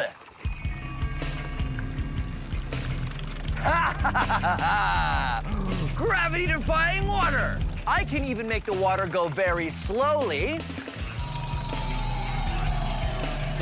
Or I can make the water go back up into the hose. Or I can make the water completely stop. You know what's interesting? The water does not seem to be stopped for me. You see stopped water because you are looking at it through a TV camera. See? Real life, TV camera. Real life, TV camera. You see, movie cameras and TV cameras take a whole bunch of still photos and then run them together really, really fast. 24 times a second for our TV cameras. I have created a device that drops water at 24 times a second, and what happens is everything lines up. So it looks like the water drops aren't moving. But watch this. I grab the hose and it's fine. But I let it go, and the hose is vibrating back and forth at exactly the same time the camera shutter is going back and forth, and everything looks like it stopped. The power of frequency has defied gravity. Okay, so not really. It's kind of a camera trick, but I prefer to call it science. Here's a fun way to play with things going back and forth. This is Euler's disk, and it's designed to spin like this. What's going on is friction and gravity are slowing that down and pulling it towards the Earth. Now, you don't need a fancy disc like this to do this at home. All you need is a pot lid. Check it out. When the pot lid spins, friction and gravity start to slow it down, which means each spin gets lower and lower, and the frequency gets higher and higher. But the difference between a pot lid and Euler's disk is Euler's disk is made to go for as long as possible. The heavy puck has a slightly rounded edge and sits on a glass surface that is slightly concave, like a bowl. All of this is designed to make Euler's disk last a really long time, which is quite a while. But eventually, friction and gravity pull the disk down, and finally, it stops. Pretty amazing, right? Well, wait till we max it out. This is Trevor, head of the Science Max build team. Hey. Thanks for setting this up, Trevor. So what is this? This is a giant side of a spool, big hydro spool. Okay, so this is the largest disc that we could totally find, and we've got it all hooked up here. We lift it up, we spin it, and then you pull the thing and it will drop down and spin like a coin, because it's the only way we can do that with something this heavy. Yeah. Ready? I'm ready. Okay. Trevor and I hoist it up and get it suspended above the ground. Yeah. Then I start to wind it up.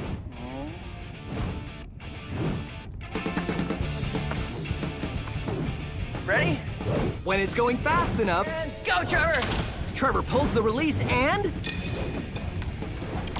It turns out a 200-kilogram spinning disc works exactly the same. As it spins and rolls, gravity and friction work on it, and the frequency speeds up as it gets closer to the ground until it stops. Giant Euler's disc. Nicely done, Trevor. That was awesome. That was great. Let's do it again. All right.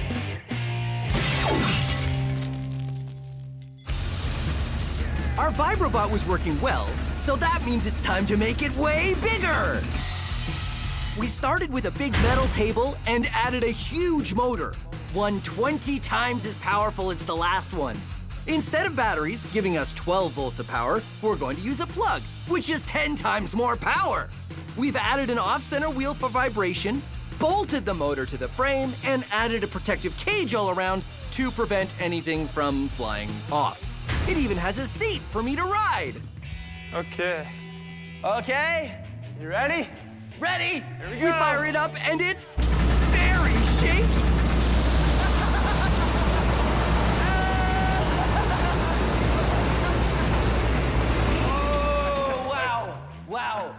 was really uncomfortable.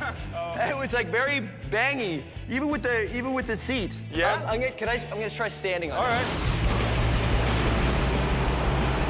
When I try standing on it, the Vibrobot lives up to its name. It vibrates all around the lab.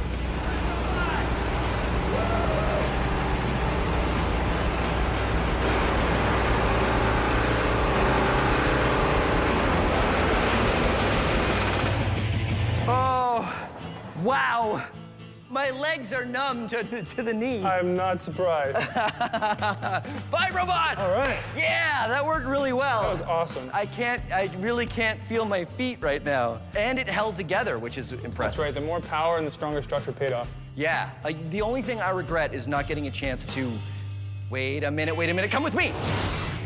Okay, so I achieved my dream of riding the Vibrobot. You did. But we never got a chance to make art. So we've dipped a whole bunch of nuts and bolts and heavy things in paint. Yeah. And now we're gonna turn on the Vibrobot and see if we can make some art.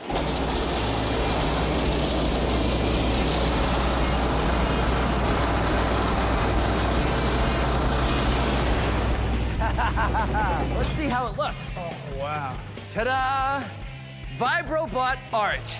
Vibrobot has been a huge success, and we got some art to keep. High fives. Well done. Science Max, experiments at large. Who gets to keep the art? Rock, paper, scissors. Okay. 1, 2, 3. Okay, tie. 1, 2, 3. Tie. 1, 2, 3. 1, 2, 3. Wow. 1, 2, 3. Ah, tie. 1, 2, 3. Man! There's gonna be a red balloon, but those red balloons are gonna be pushing this way. And then this afternoon, we're gonna have this blue balloon, which is quite nice. Over to you, Kathy. Thanks, Kathy. Science! I figured we would have maybe a bigger motor. Yes. Or a bigger, no. I'm gonna try that again. All thrusters ahead. Whoa! Balloons. Science. Have you ever done a science experiment and wondered what it'd be like if you did it big? I have.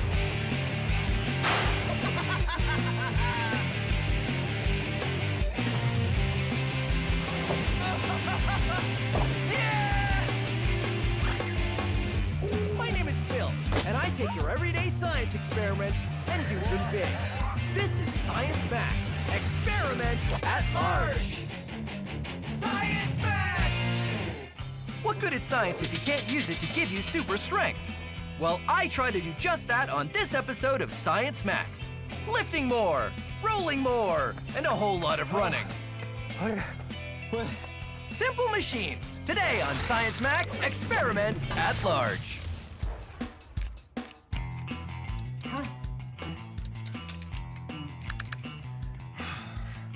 Greetings, Science Maximites. I have a question for you. Have you ever wanted superpowers? Like super strength?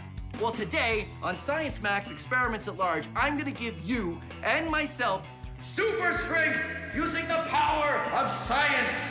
But we're gonna do things a little differently today. You see, well, the portal hasn't been working perfectly since I built it. But I ordered a new particle impulse controller, and all I have to do is get it back to the lab.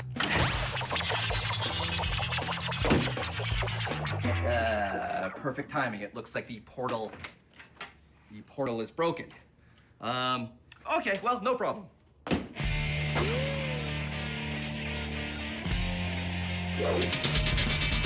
Okay, I'm here. Wow. That's perfect. One particle impulse controller for you. All right, thanks very much. No problem. Appreciate it. Enjoy. Thank you. Well, my very own particle impulse controller, okay.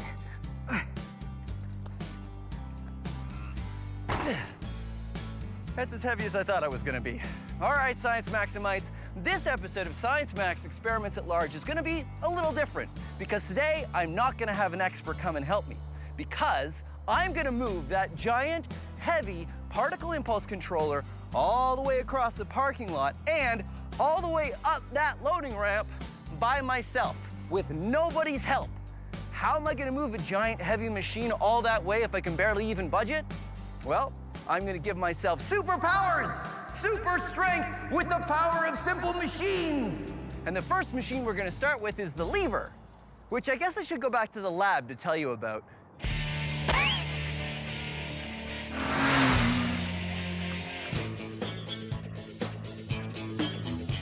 All right, Sal, I'll see you next time. Oh, hey, how you doing? Let me guess, you got some work to do and you need it done easy, right? I mean, look at this book. I mean, you could pick it up, but what, are you gonna be some sort of book picker-upper person now? Is that all you're gonna do? Is that gonna be your life, just picking up books left, right, and center? No, you're smarter than that. You know what you need? A lever, like this. Now, I know what you're thinking. I know you're thinking, hey, this is just a plank. You're right. That's because you're smart. A plank can be a lever. All you need is two sides and a place for it to pivot. A fulcrum. It can be anything. Look at this. Bam! Now it's pivoting. I put the book on this side, and then I push down on that side. I'm doing work easy. Hey, look at me doing this work over here. If I want to do more work, I could move the fulcrum a little bit further over. Now I do lots of work, but I lift the book a lot further. Look at that. Whoa! Wow! Whoa! Yeah! Huh? What do you say? What do you say? Huh? Huh? You don't like this lever? Don't worry. Hold on. I got another one for you here. Hey, take this stick. All you need is two ends and a place for it to pivot. Like this. Bam! Now, it's a lever. This side goes down, that side goes up. Down, up. It's a lever. It's a lever. You want to make a catapult? Use a spoon. The place where the spoon pivots is the fulcrum. And now, it's a lever. It's a lever. It's a lever. Look at this lamp. Now, it's a lever. Scissors, two levers. Your forearm, it's a lever, two ends, and the fulcrum where it pivots, yeah, the fulcrum can be at one end. Crazy. This fish, you guessed it, now it's a lever. And now you know your levers.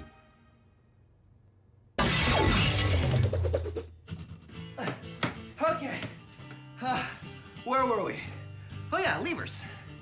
So you can use levers to become much stronger, or at least lift something you couldn't normally lift. Levers are simple machines and they work like this. Levers are just a long rod or a stick or pole or a piece of wood like I've got here, and something for them to pivot on, a fulcrum. Now let's say you have something heavy, like this book. Sure, I can lift it, but what if I told you I can lift this heavy book with this book? Now, if the fulcrum is in the middle, like a seesaw, you can tell that book is much heavier than the other book. But watch what happens when I move the fulcrum. Huh? It's like magic, but it's not magic, it's science. Whoa. It's because the small weight is moving a long distance, and the heavy weight is moving a short distance. Small weight, long distance, heavy weight, short distance. So, everything balances out. But here's where it gets interesting. The longer your lever, the more weight you can lift. These are two heavy cinder blocks. There's the fulcrum, and here is a very long lever with which I am going to lift those cinder blocks with this book. Ha-ha! And there you have it, levers. Now, back to the particle impulse controller. Oh, right. Ha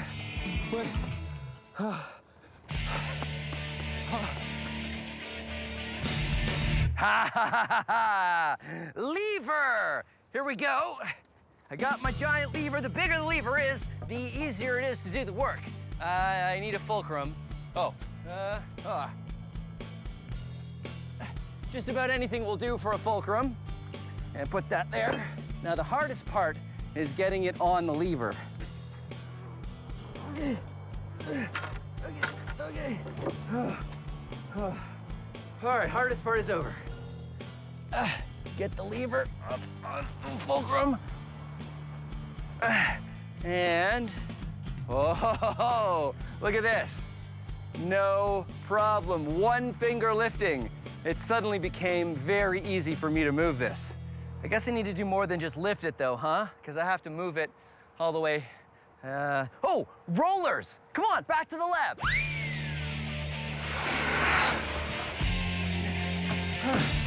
Okay, rollers. Rollers are like wheels, except they're not attached to anything. In ancient times, they used to move giant, heavy blocks of stone using rollers. We can demonstrate using a book.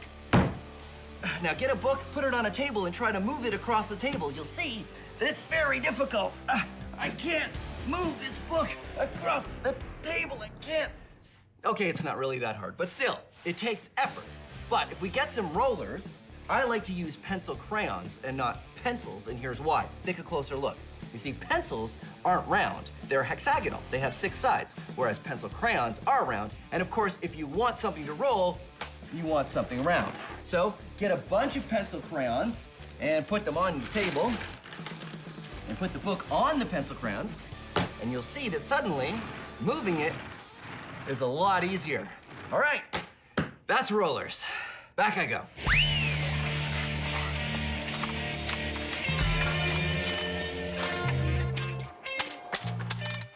Now it's time for Science So Simple, a Caveman Could Do It. This is a caveman. This is a rock. Knock! It is a well-known scientific fact that if this caveman were to try to move that rock, he would not know how to do it easily. Poor caveman. But in ancient times, people learned how to move heavy rocks using ropes No! and rollers. Oh, wrong Earth. Yes, rollers. Wrong Earth. Rollers. Wrong Earth. Close enough. Rollers make it much easier to move a heavy object.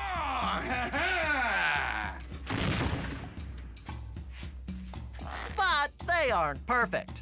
So the wheel was invented. The wheel is a simple machine and one of mankind's greatest inventions. But no, that's not how it works. No? Wheels go on axles, which go under a platform. Now you have something to place that heavy rock on to move it around.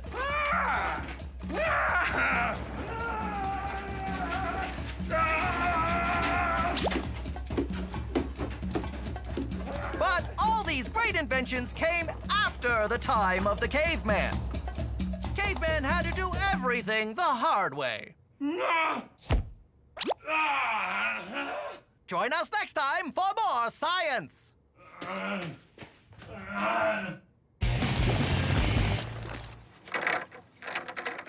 Okay, I've got rollers. They're just plastic pipes, but they'll work perfectly. I put them here. And now to lift up the machine. Okay.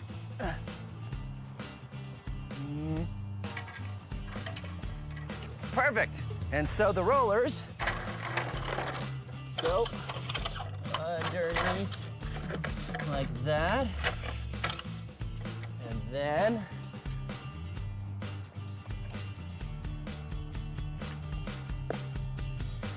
whoa. Whoa, careful. Uh-huh. Look at that. No problem. Wait, I gotta get rid of this up to get it moving. Now, the trick with rollers is you have to keep taking them out of the back and putting them in the front. But, whoa, whoa, whoa. It's stop, rollers, stop. Oh, no. Oh, no. Okay, okay. Whoa, rollers, easy. There we go. Okay, in the front, roll it forward. Now I know what you're thinking. You're thinking this seems like a lot of work. And it's true, moving the rollers back and forth does take some time. But did you know this was how the pyramids were built? It's true. Giant stone blocks were moved on rollers just like I'm doing here. And as you can see, what worked for the ancient Egyptians works for me too.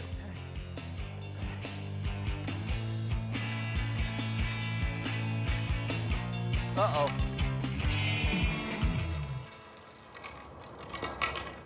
Yeah, there's a hill here. If I go down the hill, it's gonna start rolling faster than I can do the rollers. I'm gonna need some help. Oh, I know! Pulleys! Pulleys! Pulleys!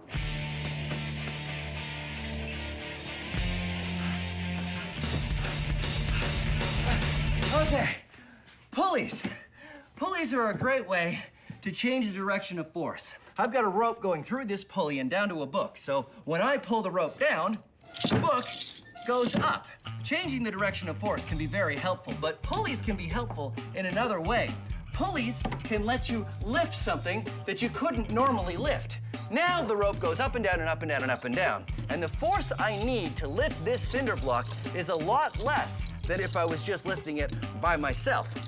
But I've got to pull a lot more rope. That's called mechanical advantage.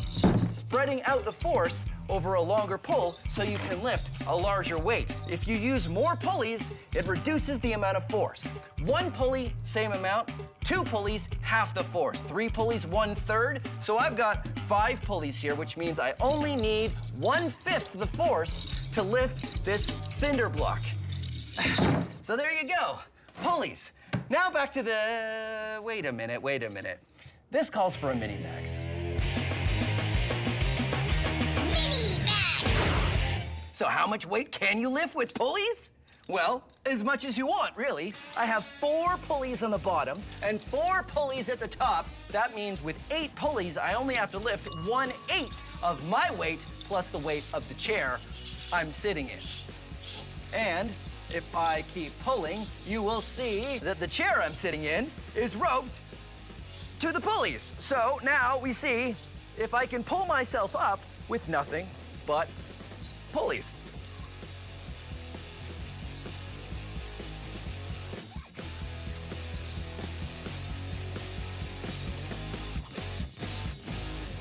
Look at that! I'm totally lifting myself into the air with the power of pulleys. And I don't need to use 2 hands. In fact, I only need to use 1 finger to hold myself up. And my thumb, obviously, to hold the rope. That is the power of pulleys. I can almost make myself fly. Well, almost. Now, back to the particle impulse controller. Letting myself down.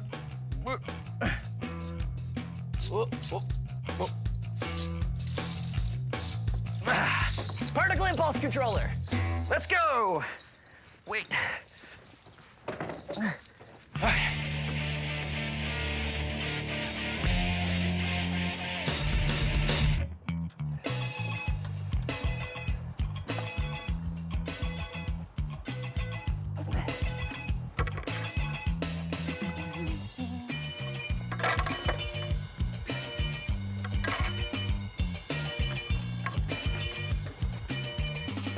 All right, I've been able to use this pulley to lower it down the hill at the speed I want to go.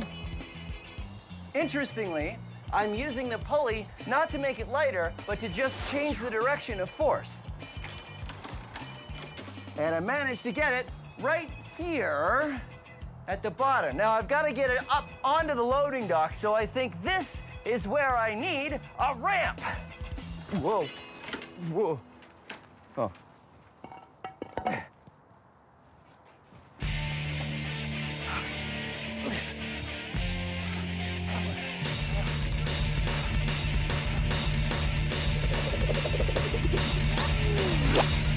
Here is something mind-bending you can do with pulleys. These buckets are attached to the table through a pulley. There's nothing holding this table up except for the weight of the buckets pushing down on the table. So if I took the buckets off the table, the weight of the buckets pulls the table up. But because the buckets are on the table, everything is in balance.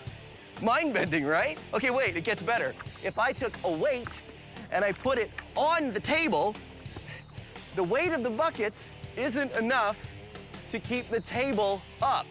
So I have to add more weight to the buckets so the buckets pull the table up. Whoa. And there you have it. It's weird, it's mind-bending, it's science.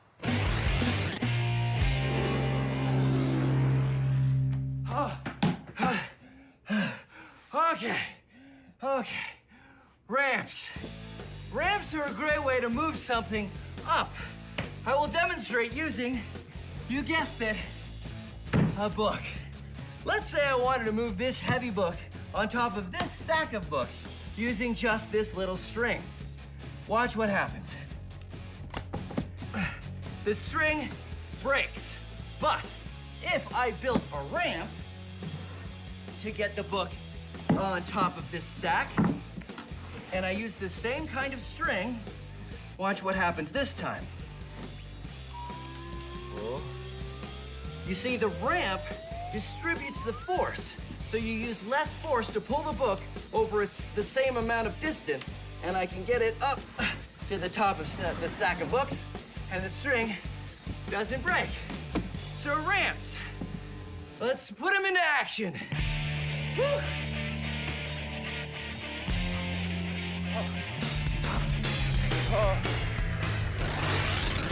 My simple machines have worked great. I've managed to get the particle impulse controller all the way to the loading dock. But now it's time for the hardest job. What I need to do is build a ramp that goes from the ground up to the loading dock. Then I need to pull the heavy impulse controller up the ramp.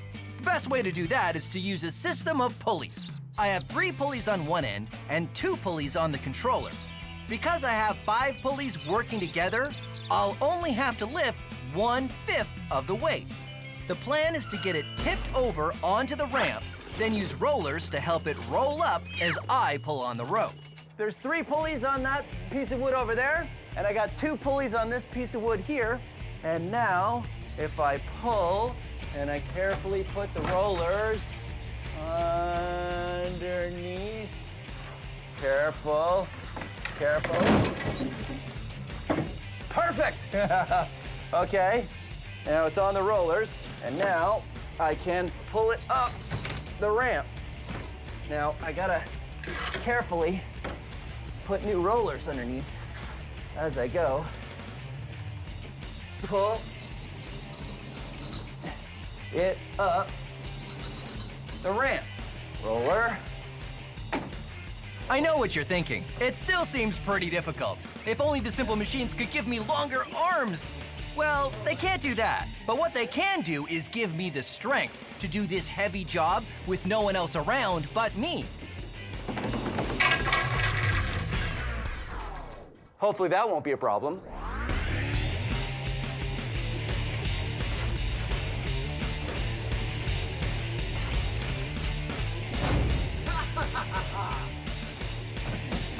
There we go!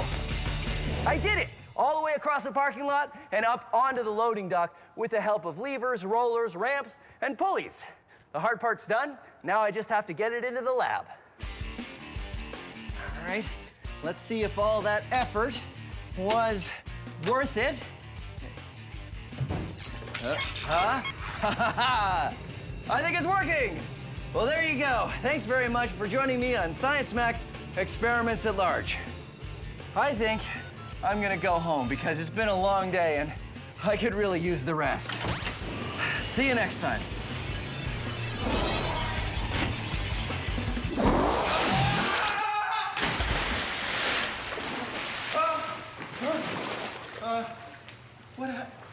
Wait, I hit 3, 4, 1, 2. I should have hit 3, 4, 2, 1. That was yeah, that's okay. I'll just go back and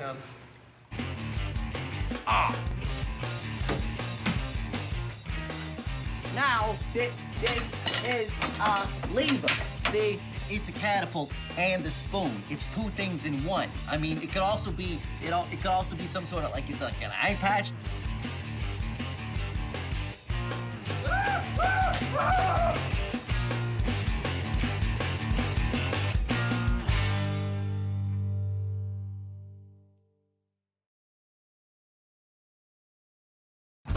Have you ever done a science experiment and wondered what it'd be like if you did it big? I have.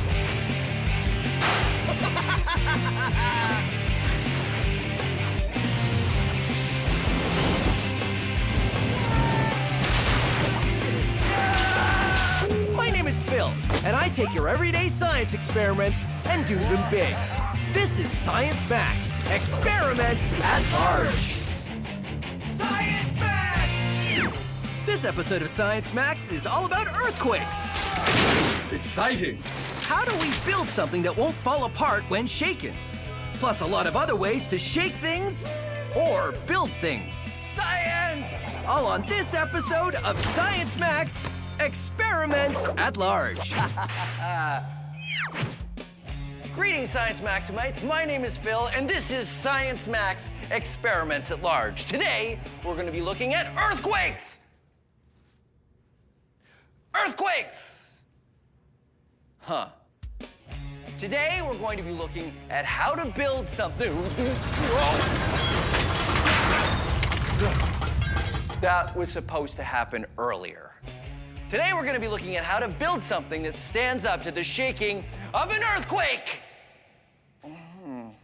Earthquakes happen when two plates on the Earth's surface rub together, and it causes the ground to shake. It causes the ground to shake. Sometimes it shakes a little, sometimes it shakes a lot. Chances are you do not live in a place that has earthquakes. But if you do, ask an adult what to do during an earthquake so you can be safe. Modern buildings that are built in earthquake zones are designed to withstand the shaking. But how do scientists and engineers build a building that stands up to the shaking of an earthquake? Well, that's what we're going to be looking at today. First thing we have to do is simulate an earthquake. We're going to build a shaker table. And here's what you need. 2 books and...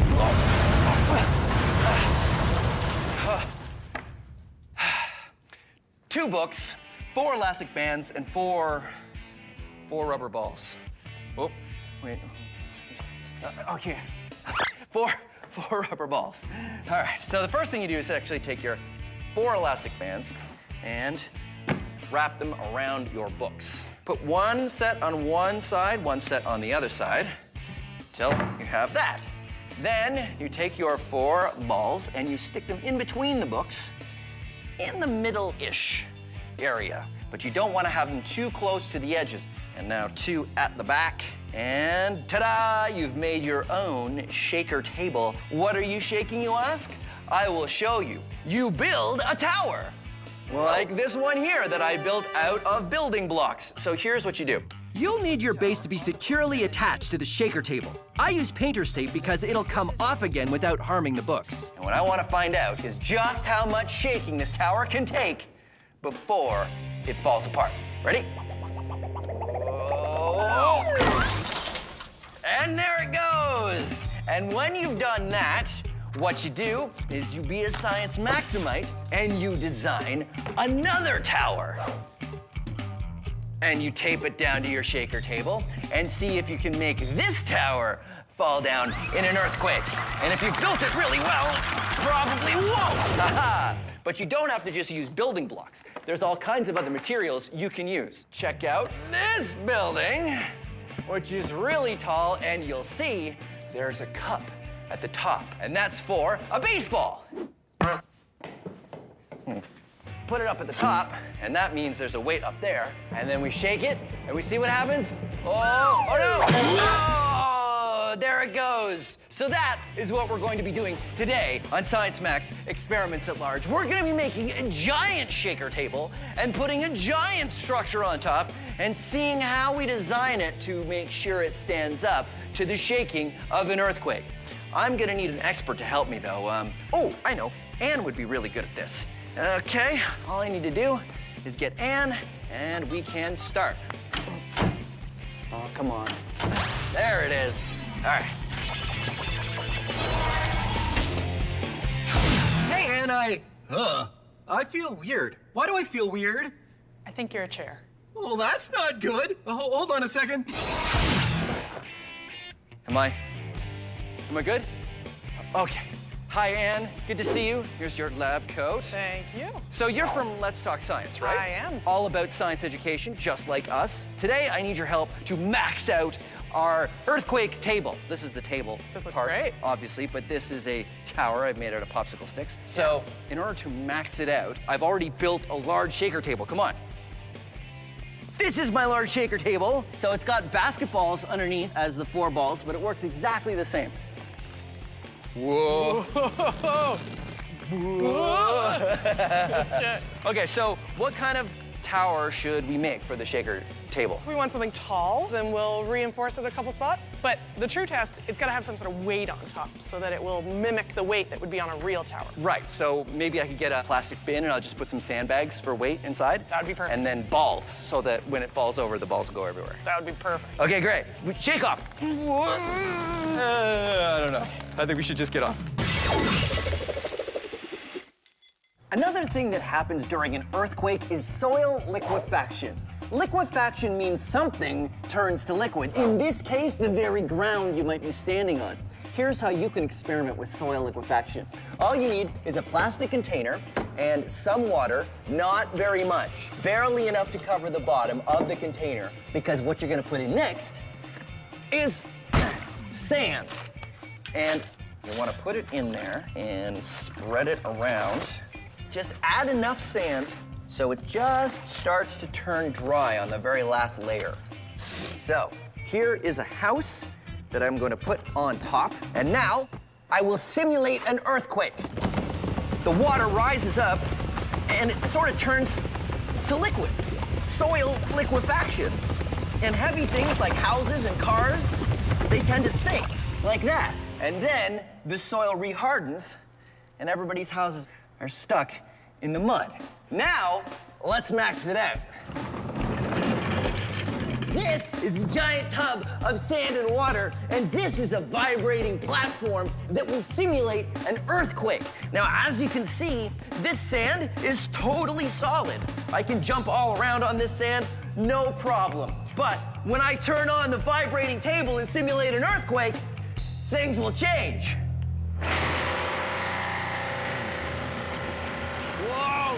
The vibrations bring the water below the sand to the surface and cause the sand particles to separate.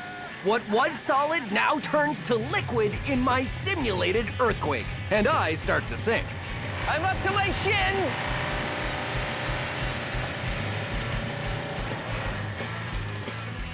And there you go, soil liquefaction.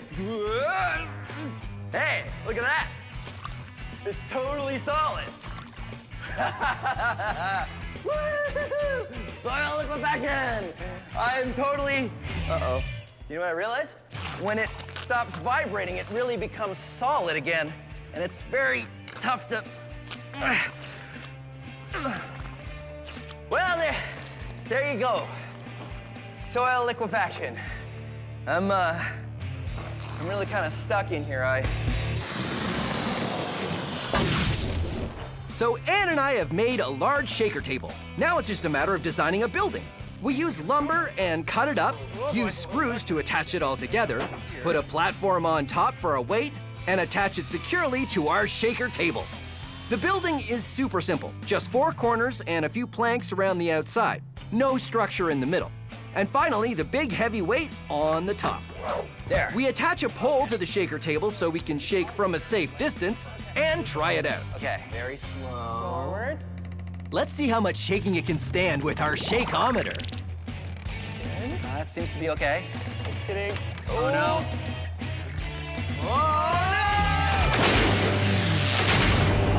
We barely start to shake our tower before it collapses. Oh, that didn't really last very long, did it? It completely folded up on itself. What do we do to fix this, make it better? I think the easiest thing we can do is to use thicker wood. It'll make it less wobbly. Okay, sure, let's make another one. High fives. We do have lots of wood, that's a good thing. Ann and I are trying small improvements every time. There. Our last building used thinner pieces of wood. Now we're using thicker wood, which we think will help keep the weight at the top from collapsing the building. Everything else about the design of our building is the same. We put the weight on top and fix our pole, and we're good to go. All right, you ready? Okay. Starting to creak. But it recovers. You can see it lean, and then it comes back, and it resets. Definitely doing better than the last one. Oh, no. I'm impressed. Uh-oh, here we go. It definitely did better than the first one. It did better than the first one. And the thicker wood definitely helped. But it was really starting to turn. I think on the next one, we need some platforms in the center to help strengthen it even more. Earthquake Building 3.0. Thicker wood this time, but with platforms in the middle. So we're gonna see how well this version works with these middle parts that'll hopefully reinforce. And they're just like the floors of a building. Okay, well, let's find out if it's gonna make any difference. Starting to wobble a little, but it looks pretty good. As soon as we start shaking, it's really obvious this building is more solid. Uh-oh, starting to creak. Oh, it's really starting to creak. The platforms in the middle really seem to improve the structure. You can see it bend all the way over and still recover. But still, it wasn't long before... Really starting to lean.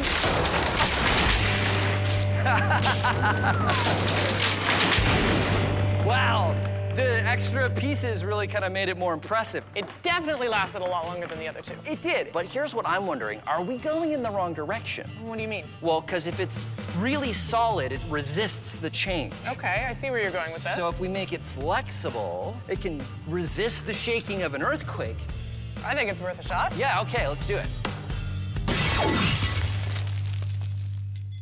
Being a chef is my absolute passion. And cooking up science recipes is my speciality. I'm Buster Beaker, and this is Cooking with Science. Oh, hello. Welcome to Cooking with Science. I'm Buster Beaker. My tuna fish and meatball sub soup is coming along quite nicely. But what will we have for dessert? I know. How about earthquake buildings? Ha ha! It's a building made out of wafer cookies. But the people on Vanilla Street built in the gelatin neighborhood. And the people on Chocolate Street built in the crispy rice part of town. Exciting. Now, here comes the earthquake. Oh no! Oh, it's shaking! Oh, the shaking is come and gone for the people on Chocolate Avenue, and their building is still standing. Now, let's take a look over here on Vanilla Street, and here comes an earthquake. Oh no! Oh dear! Looks like the people on Vanilla Street are going to have to rebuild their building because it's all fallen over and being eaten. Delicious. Buildings can be built the same way, but the kind of soil they sit on make a large difference if there's an earthquake. Shaky, wiggly soil or solid, non-moving soil. So there you go, an experiment you can try at home. Delicious. Well, I'm Buster Beaker, and thank you for joining me on this episode of Cooking with Science. Now to try my soup. Seismometer in 60 seconds! Learning how to predict and measure earthquakes is an important branch of science. The Earth is shaking, but which way did the earthquake come from? It's all about measuring the vibrations, and to do that, you need a seismometer. All you need is a ball, some paper cups, some modeling clay, a pencil, and science tape, which is the same thing as invisible tape, except I use this tape for science. First, take your pencil and stick it straight down into the modeling clay. Then, you take your cups and you arrange them in a circle and tape the cups down. And that goes right in the middle, just like that. Now what you do is you take the ball and you carefully balance it on the pencil. Now you have created a seismometer. It will tell you what direction an earthquake came from. Watch, I will be the earthquake. Ready? Did you see that? The ball fell into the cup facing the direction that I hit the table. And now I'm gonna hit the table from over here. Yep, it fell in the direction that I hit the table. Okay, let's try from over here. There you go, your very own seismometer that you can use to measure earthquakes that you create on the table. Back to our earthquake building. Ann and I tried a few different designs, and they each got a little better. But now we're wondering what would happen if we built the tower out of very flexible material.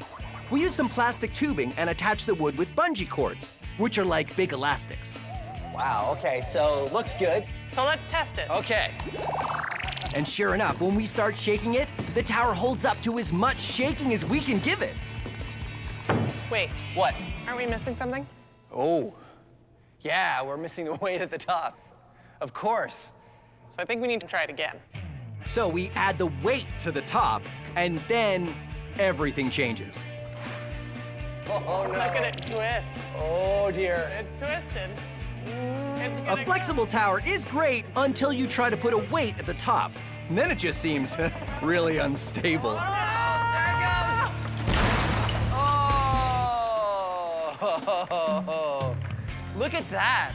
It's totally bent. It didn't break at all. It just fell over. Yeah, it couldn't even support the weight. So it was almost too flexible. So I guess we should go back to a more rigid design. But what if we change the shape a little bit? 'Cause you know what I was thinking? This is a very stable shape. Triangle, because triangles are really strong. What about we make an X? Like a triangle within a triangle. Triangle, and then triangle. So that really reinforces all of the shaking, like all of the motion. We'll never know until we try. All right. Uh-oh. I have all my friends coming over, and I don't have a table. But that's okay. I will make a table using my friends. This is an awesome experiment you can do with 4 friends. Come on in, science friends. I've got Sam and Dylan and Polly here to help me. So everybody turn to your left and sit sideways on the chair, and then scooch the chairs into the middle. And then everybody leans back onto the knees of the other person. And then this is why I said you need 4 friends, because you need the 5th person to remove the chairs. Whoa. The reason why this works is because everybody's weight is being supported on the legs of the person next to them. Okay, we're gonna rotate in a circle, everybody. Okay, ready? Here we go, rotating, rotating. Oh, science table. Ooh, hey, we're pretty good at this. Okay, uh-oh. Oh no, oh no! So there you go. Awesome way to make a table using your friends. Well done, science.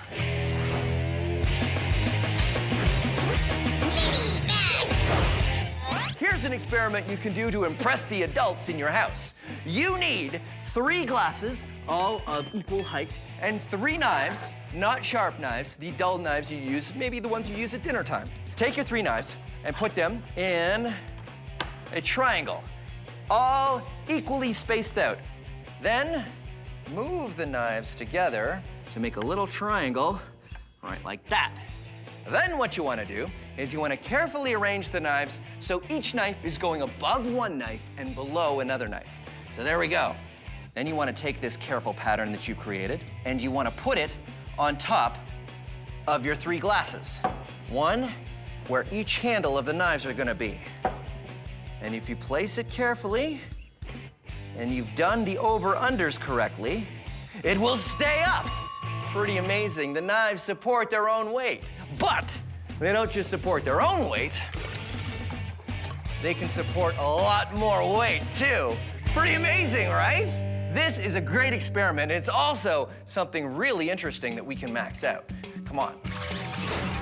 And here you go, the maxed out knife balance. I've got 3 pieces of lumber and 3 barrels, and as you can see, the pattern is exactly the same. Under, over, under, over, under, over. Ha-ha. So, the question is, how much faith do I have in science? It totally supports my weight.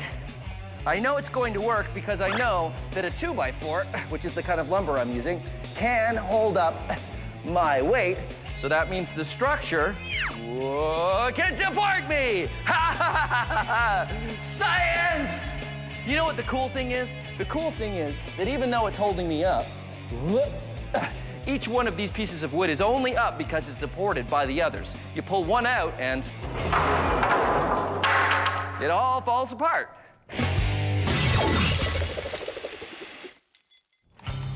Ann and I have tried solid towers and flexible towers, and nothing has worked fantastically yet with a big weight on the top. Having a big weight on the top of our tower means we need something that will resist the movement of that weight. So now we're going to start with a triangle. Unlike a rectangle, triangles are very stable.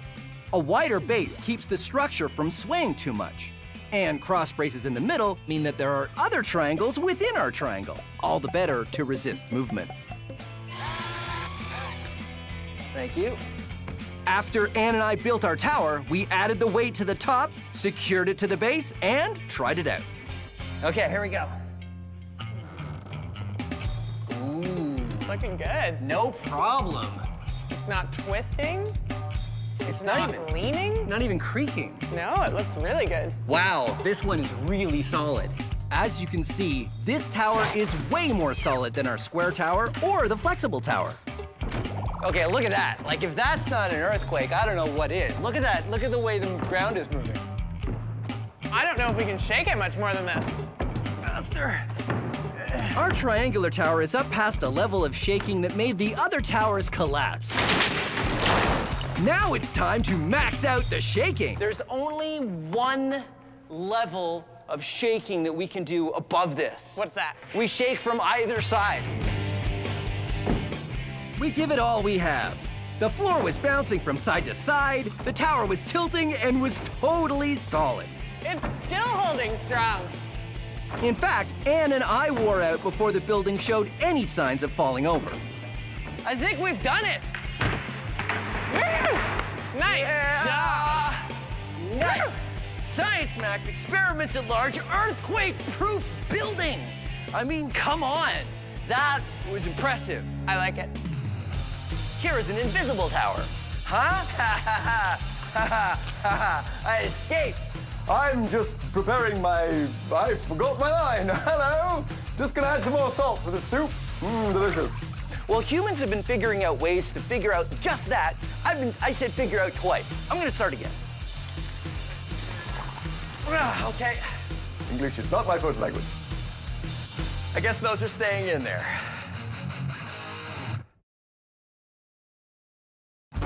Have you ever done a science experiment and wondered what it'd be like if you did it big? I have.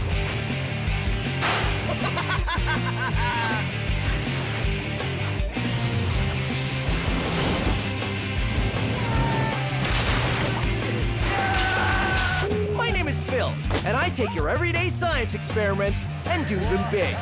This is Science Max, experiments at large. Science Max! This episode of Science Max is all about building things strong. 2. And let's do 3. An arched bridge, giant house of cards, magical stacking books, and more. Oh, I thought they were gonna do it. All on this episode of Science Max, experiments at large. Oh, hello, Science Maximites. We've got a lot of work today, so I was just getting prepared. You know, taking something flimsy and making it strong, that's what scientists and engineers do every day. And it's also pretty fun. You take something that's not that strong, and by the way you build it or put it together or change its shape, it suddenly becomes a lot stronger than you think it was. So I thought that's what we should do today on Science Max Experiments at Large. We should build something. So we're gonna build an arched bridge, and we're gonna build it out of sugar cubes. So here's what you need. You need some sugar cubes, you need some sandpaper, and you need some modeling clay. So first, you want to make some abutments out of your modeling clay. What is an abutment, you ask? It is this. They distribute the force laterally from one side or the other. I like to use this. This is half a roll of duct tape. And so it fits in just like that, and you see, it's a perfect arch. If you just take sugar cubes and you try to stack them into an arch, it's not going to work because the sugar cubes may not even fit all together, and you can see only the bottoms are touching. I take up the guide and it all falls apart. So here's what you do. You take your sandpaper and you change the squares into trapezoids, and you start sanding down your sugar cubes into trapezoids. Basically, you want one small side and one long side. Thin at the top, wide at the bottom, or wide at the top, thin at the bottom. It's a trapezoid no matter which way you hold it. Put it on the bridge and see. And as you go, you will see if you're doing it right, there will be no gaps. If you go to the Science Max website, there will be a guide that you can use to help you make the sugar cube bridge, so you don't have to spend as long as I did making this one. And then the most important part is the keystone. That's the one that fits in right at the top, just like that. And when it does, you can take away the guide and it stays up. Isn't that cool? It stays up without any glue, without any mortar, all based on the shape of these sugar cubes. The cool thing is, it'll hold the weight of a whole car, provided you have a very, very small car. The reason why it works is because the weight is distributed along the arch into the abutments and down into the ground. That's what makes an arch bridge so strong. And that's what we're gonna do today. We're gonna max out an arch bridge. So I think I'm gonna need some help though. Maybe Sonia from the Ontario Science Center. She really knows her stuff. Yeah, I'll go there and I'll see if she's busy. All right, come on, let's go.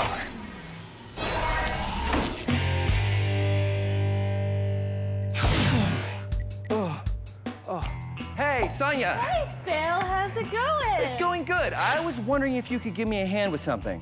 Okay, what's up? I'm building, well, it's easier if I show you. All right. Do you mind coming back to Science Max headquarters? We can take the portal. But that thing doesn't always work. Oh, it is fine. Well, I mean, that worked just fine. Uh-oh, it usually makes a beeping when I do, oh, it's out of batteries. Oh, I told myself, Phil, charge the remote before you leave the lab, and then I...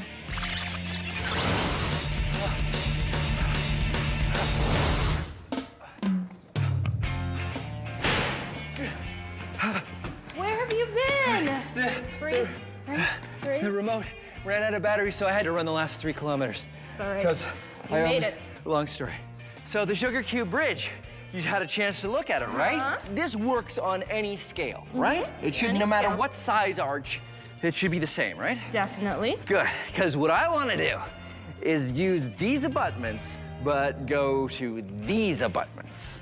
Oh. So we're gonna start the bridge here, and I've already created a thing that we can use to put the sugar cubes on as we go up, so that we can make sure that it becomes a perfect arch. Yeah. Do we have enough sugar for this? Yep.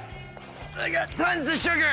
Wow. Yeah. So I think we're gonna need some glue because it's gonna be really hard to get these to stay. Yep. To stay right on. there without a little bit of glue. We're gonna make a giant arch, maybe some walls, and we'll see what happens. Let's do it.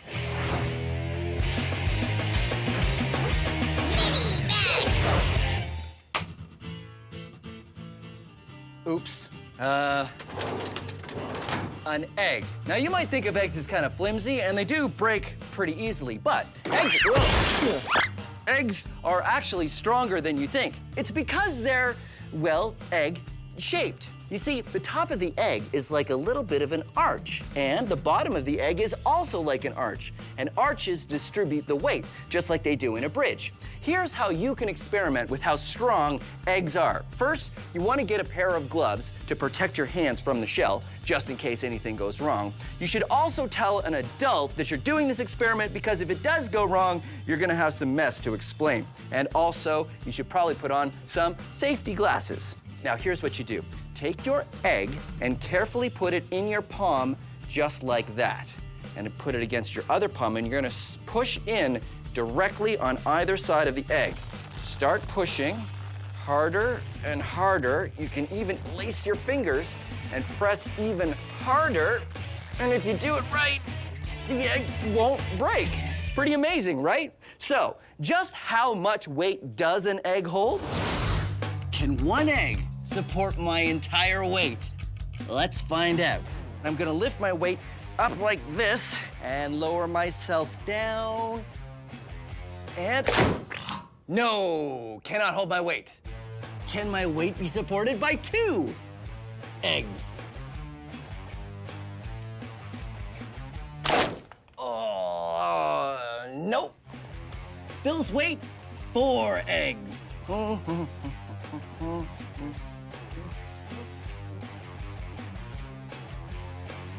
Oh, I thought they were gonna do it. Nope. My weight on 8 eggs.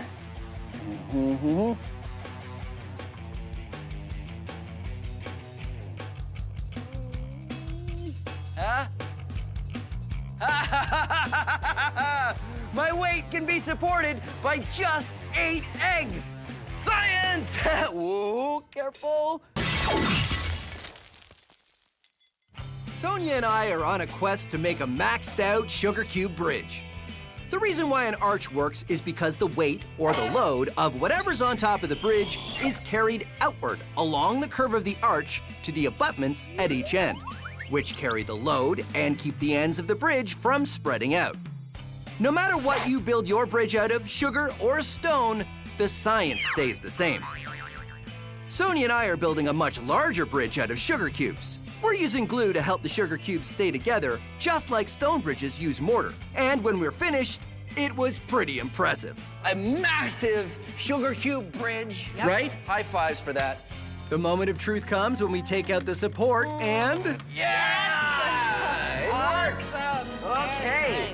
Giant sugar cube bridge. So do you think it'll hold some weight? I think it definitely should, because right now we have an arch, perfect arch, and the weight is being distributed to the sides, the base.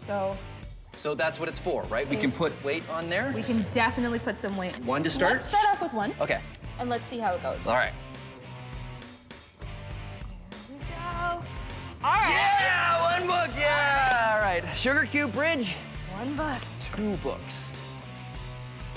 Are you nervous? Yeah! Sugar cube bridge, 3 books. 3 books. Oh, that was great. It held up 3 books. 3. Well, technically it held up 2 books and broke on the 3rd. So it's kind of still far from how much weight we want to hold because we want to cross it. We definitely want to cross it, so that means we need something bigger and stronger. The cube works. You're right, because the cubes are great because that keeps the science the same. Yep. Right? So something cubular. The milk crate, really? Definitely. I think we should use those. It's a cube. It is a cube. A whole bunch of milk crates, and we'll see what we can do. I think that sounds great. Awesome.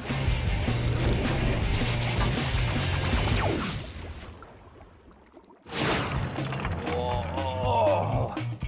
This is a Prince Rupert's drop. It's a piece of glass that has a long snaky tail and a bulb at one end. So what's so interesting about a glass tadpole? Well, I'll show you. And remember, this is just glass.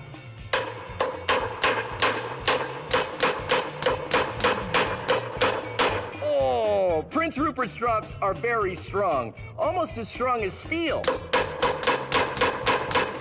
It's all in how they're made. Molten glass is dropped into cold water. What happens is the outer part of the drop cools off first, leaving the inner part still hot. When the inner part eventually cools, it contracts, pulling everything in tighter and tighter, keeping it under a lot of tension. And because it's round, the force you put on it is distributed all the way around, just like the force is distributed on an arched bridge. Until you get to the tail. Just the tiniest break in the tail, and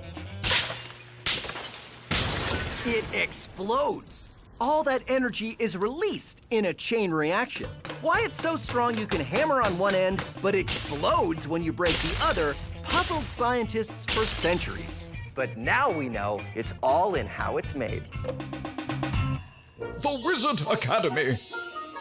All you have to do is demonstrate true magic, and you will be granted entry. Send in the next applicant. Okay, don't let them see you. Don't let them see you. Okay, magic smoke. And here we go. Big entrance. Behold, it is I, Overwhelmo.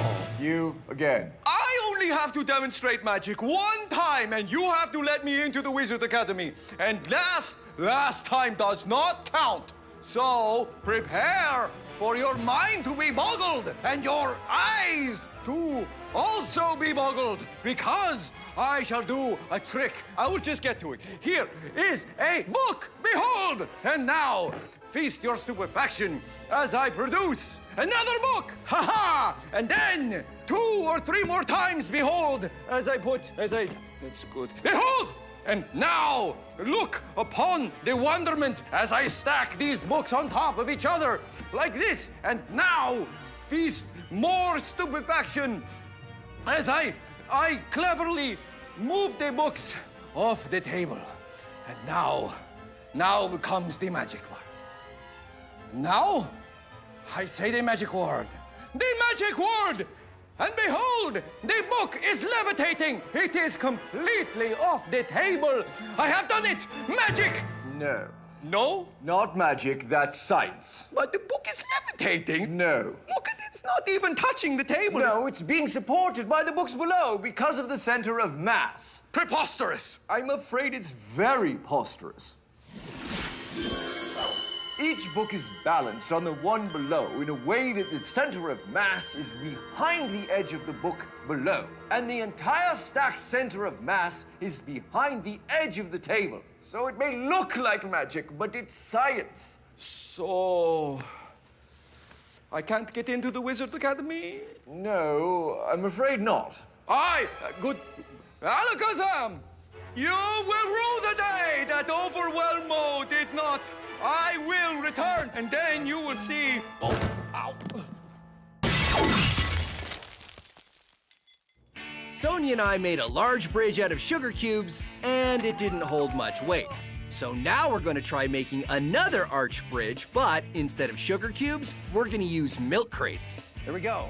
I've made some abutments out of giant crates, and this is where we're gonna start our bridge, and they start there, and it goes in a big arch, but we're gonna be using... I brought milk crates! Milk crates! High fives! High fives!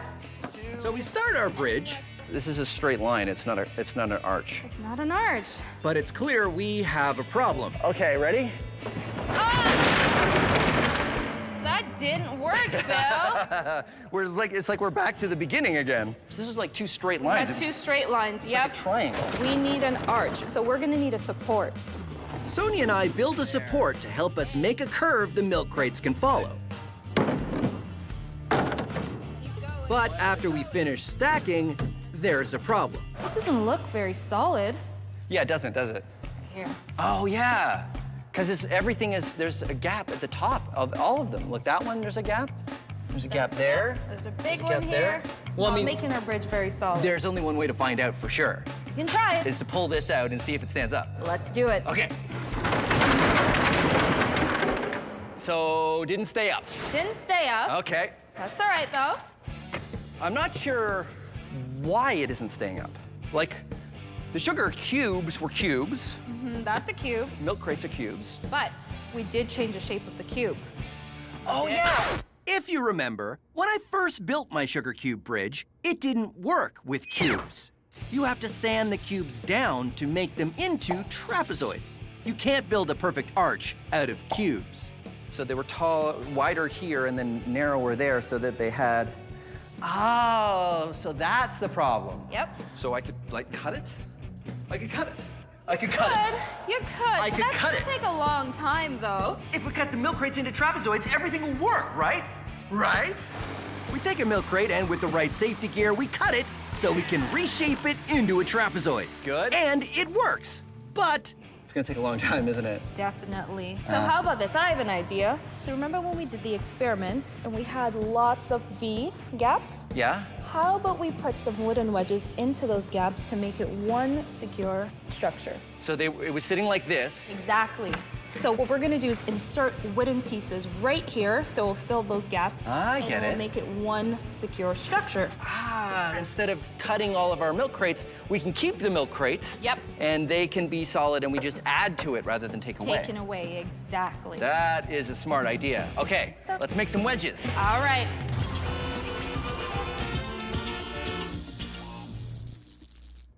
Oh, hey, how you doing?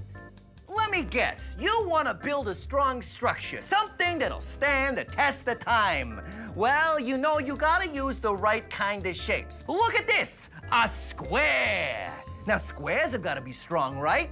Well, maybe. Maybe if you press straight down on it, but watch as I push to the side. Oh no! The thing that I have built is now collapsing because squares aren't in fact strong after all. If only I had listened to Sal's sage advice. Yeah, squares aren't gonna cut it. Fortunately, there's a shape that's strong in all kinds of ways. A triangle. Okay, so you heard of triangles before, good for you. But look at this. You can push down from the top and it doesn't move, or you can push from the side and it doesn't move. Triangles are awfully pointy.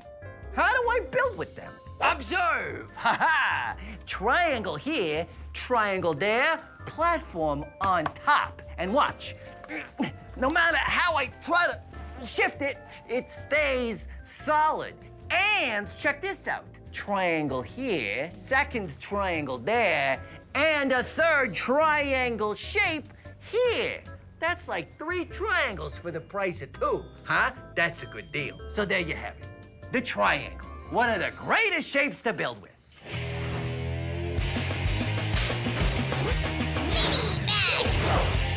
This is a house of cards, and if you've never built a house of cards, you should definitely try.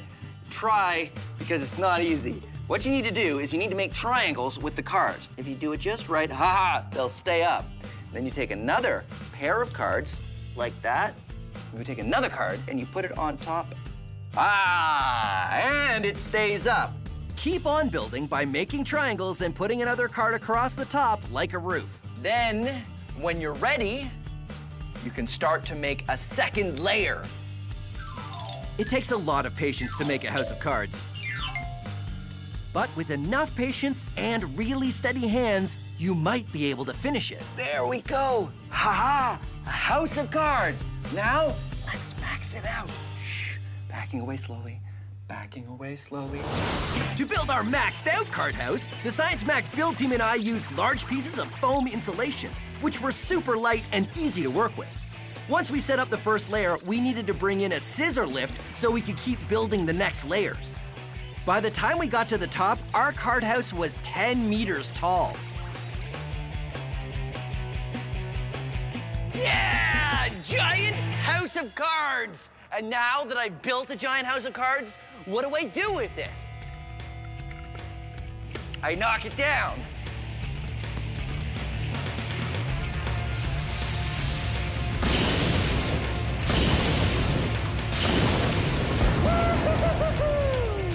Science! I'm gonna build it again. Sonia and I are rebuilding our milk crate bridge. Since cubes don't work if you're trying to make an arch, and changing the shape of each milk crate would take too long, we're using wooden wedges to fill the gaps at the top of the milk crates. Once we get the wedges in, the milk crates have support at their tops, and they make a perfect arch. Are you ready? I'm ready. All we have to do is pull the wooden thing out, and if it holds up on its own, we've done it. We pull out the support, and it stands! It works! The bridge supports itself! Now it's time for the final test. We try to walk on this bridge. So we spent some time making sure our bridge was safe. We added a crash mat, and we built a second arch. We sure did. So that it's a little bit wider, and it feels very solid. So the only thing to do now is to test it. Test it out. You gonna do it? I absolutely will. All right. Sonia puts on a helmet and gives it a try. And sure enough, it works. Yeah! Milk crate bridge! Milk crate bridge! Milk crate bridge! Milk crate bridge! Milk crate bridge! Woo-hoo-hoo-hoo! Science Max experiments at large. Milk crate bridge! Yay for science! High five! High five! There, not going great so far. Behold! Beginning steps. I see a problem. Look, I can spin it on my finger. Ow! I was wondering if I could ask you a question. Yeah, go ahead. What? Do your hair like that? Well, you don't like my hair? Well, it's okay, but you know, what if you parted it to the other side? Huh. Never thought about that. Maybe I should try that. Well, I'll say, Henry, that bridge is sure sugary. Have you ever done a science experiment and wondered what it'd be like if you did it big? I have.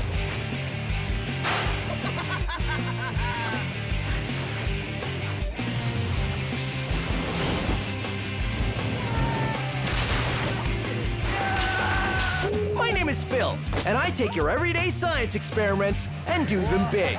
This is Science Max, experiments at large. Science Max! Gravity. Gravity! Gravity! Gravity makes things fall. But on this episode, I'm doing everything I can to defy gravity. You win this one, Gravity. From a hoop glider, to an egg drop, to a hover balloon, it's a gravity-defying dance party! All on this episode of Science Max Experiments at Large.